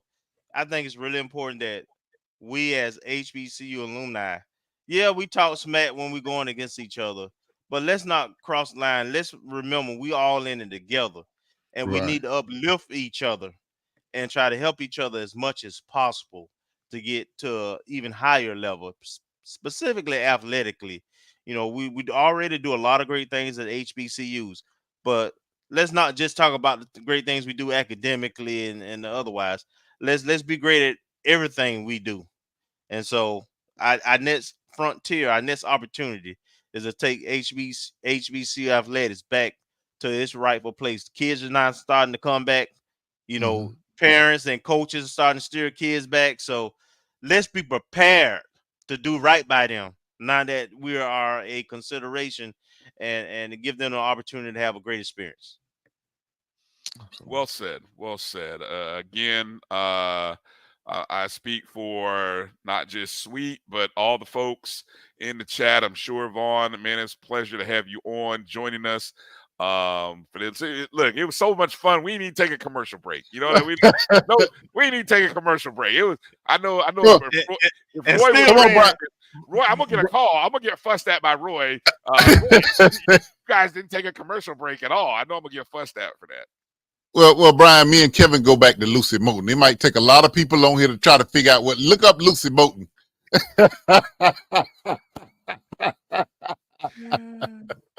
Lord have mercy. You got me about to want to digging here. Edwin, exactly. Yeah, the sponsors, they don't have to catch up on the YouTube. The YouTube sponsors, they're just gonna jump in and add the commercials anyway. So we'll let them figure out when to add it. But no, it's been a pleasure having you on, Vaughn. Absolutely. Thank you. Great show. Yeah, my pleasure, man. Anytime. Man, 2023, an awesome year. Hey, one more thing. I know what you're gonna say. Thank you. Okay. Go ahead, do it. Yeah. Go ahead, do it because I just remembered it right before we close the show. Go ahead, say it. All right. So first, congratulations to Majesty Hemingway for graduating she was at North Florida, right? North Yeah. Florida. So Majesty Hemingway graduated from North Florida. And then old Lourdes, our good buddy Lourdes, she had a birthday today. So happy Yep. birthday, Lourdes. Happy birthday, Lourdes. So Congratulations, Majesty. hopefully y'all had a good holiday season too. I know it's kind of tough with, the first one without your dad, but your uncles love you, and a little something coming y'all way. Yeah. Amen. Yeah.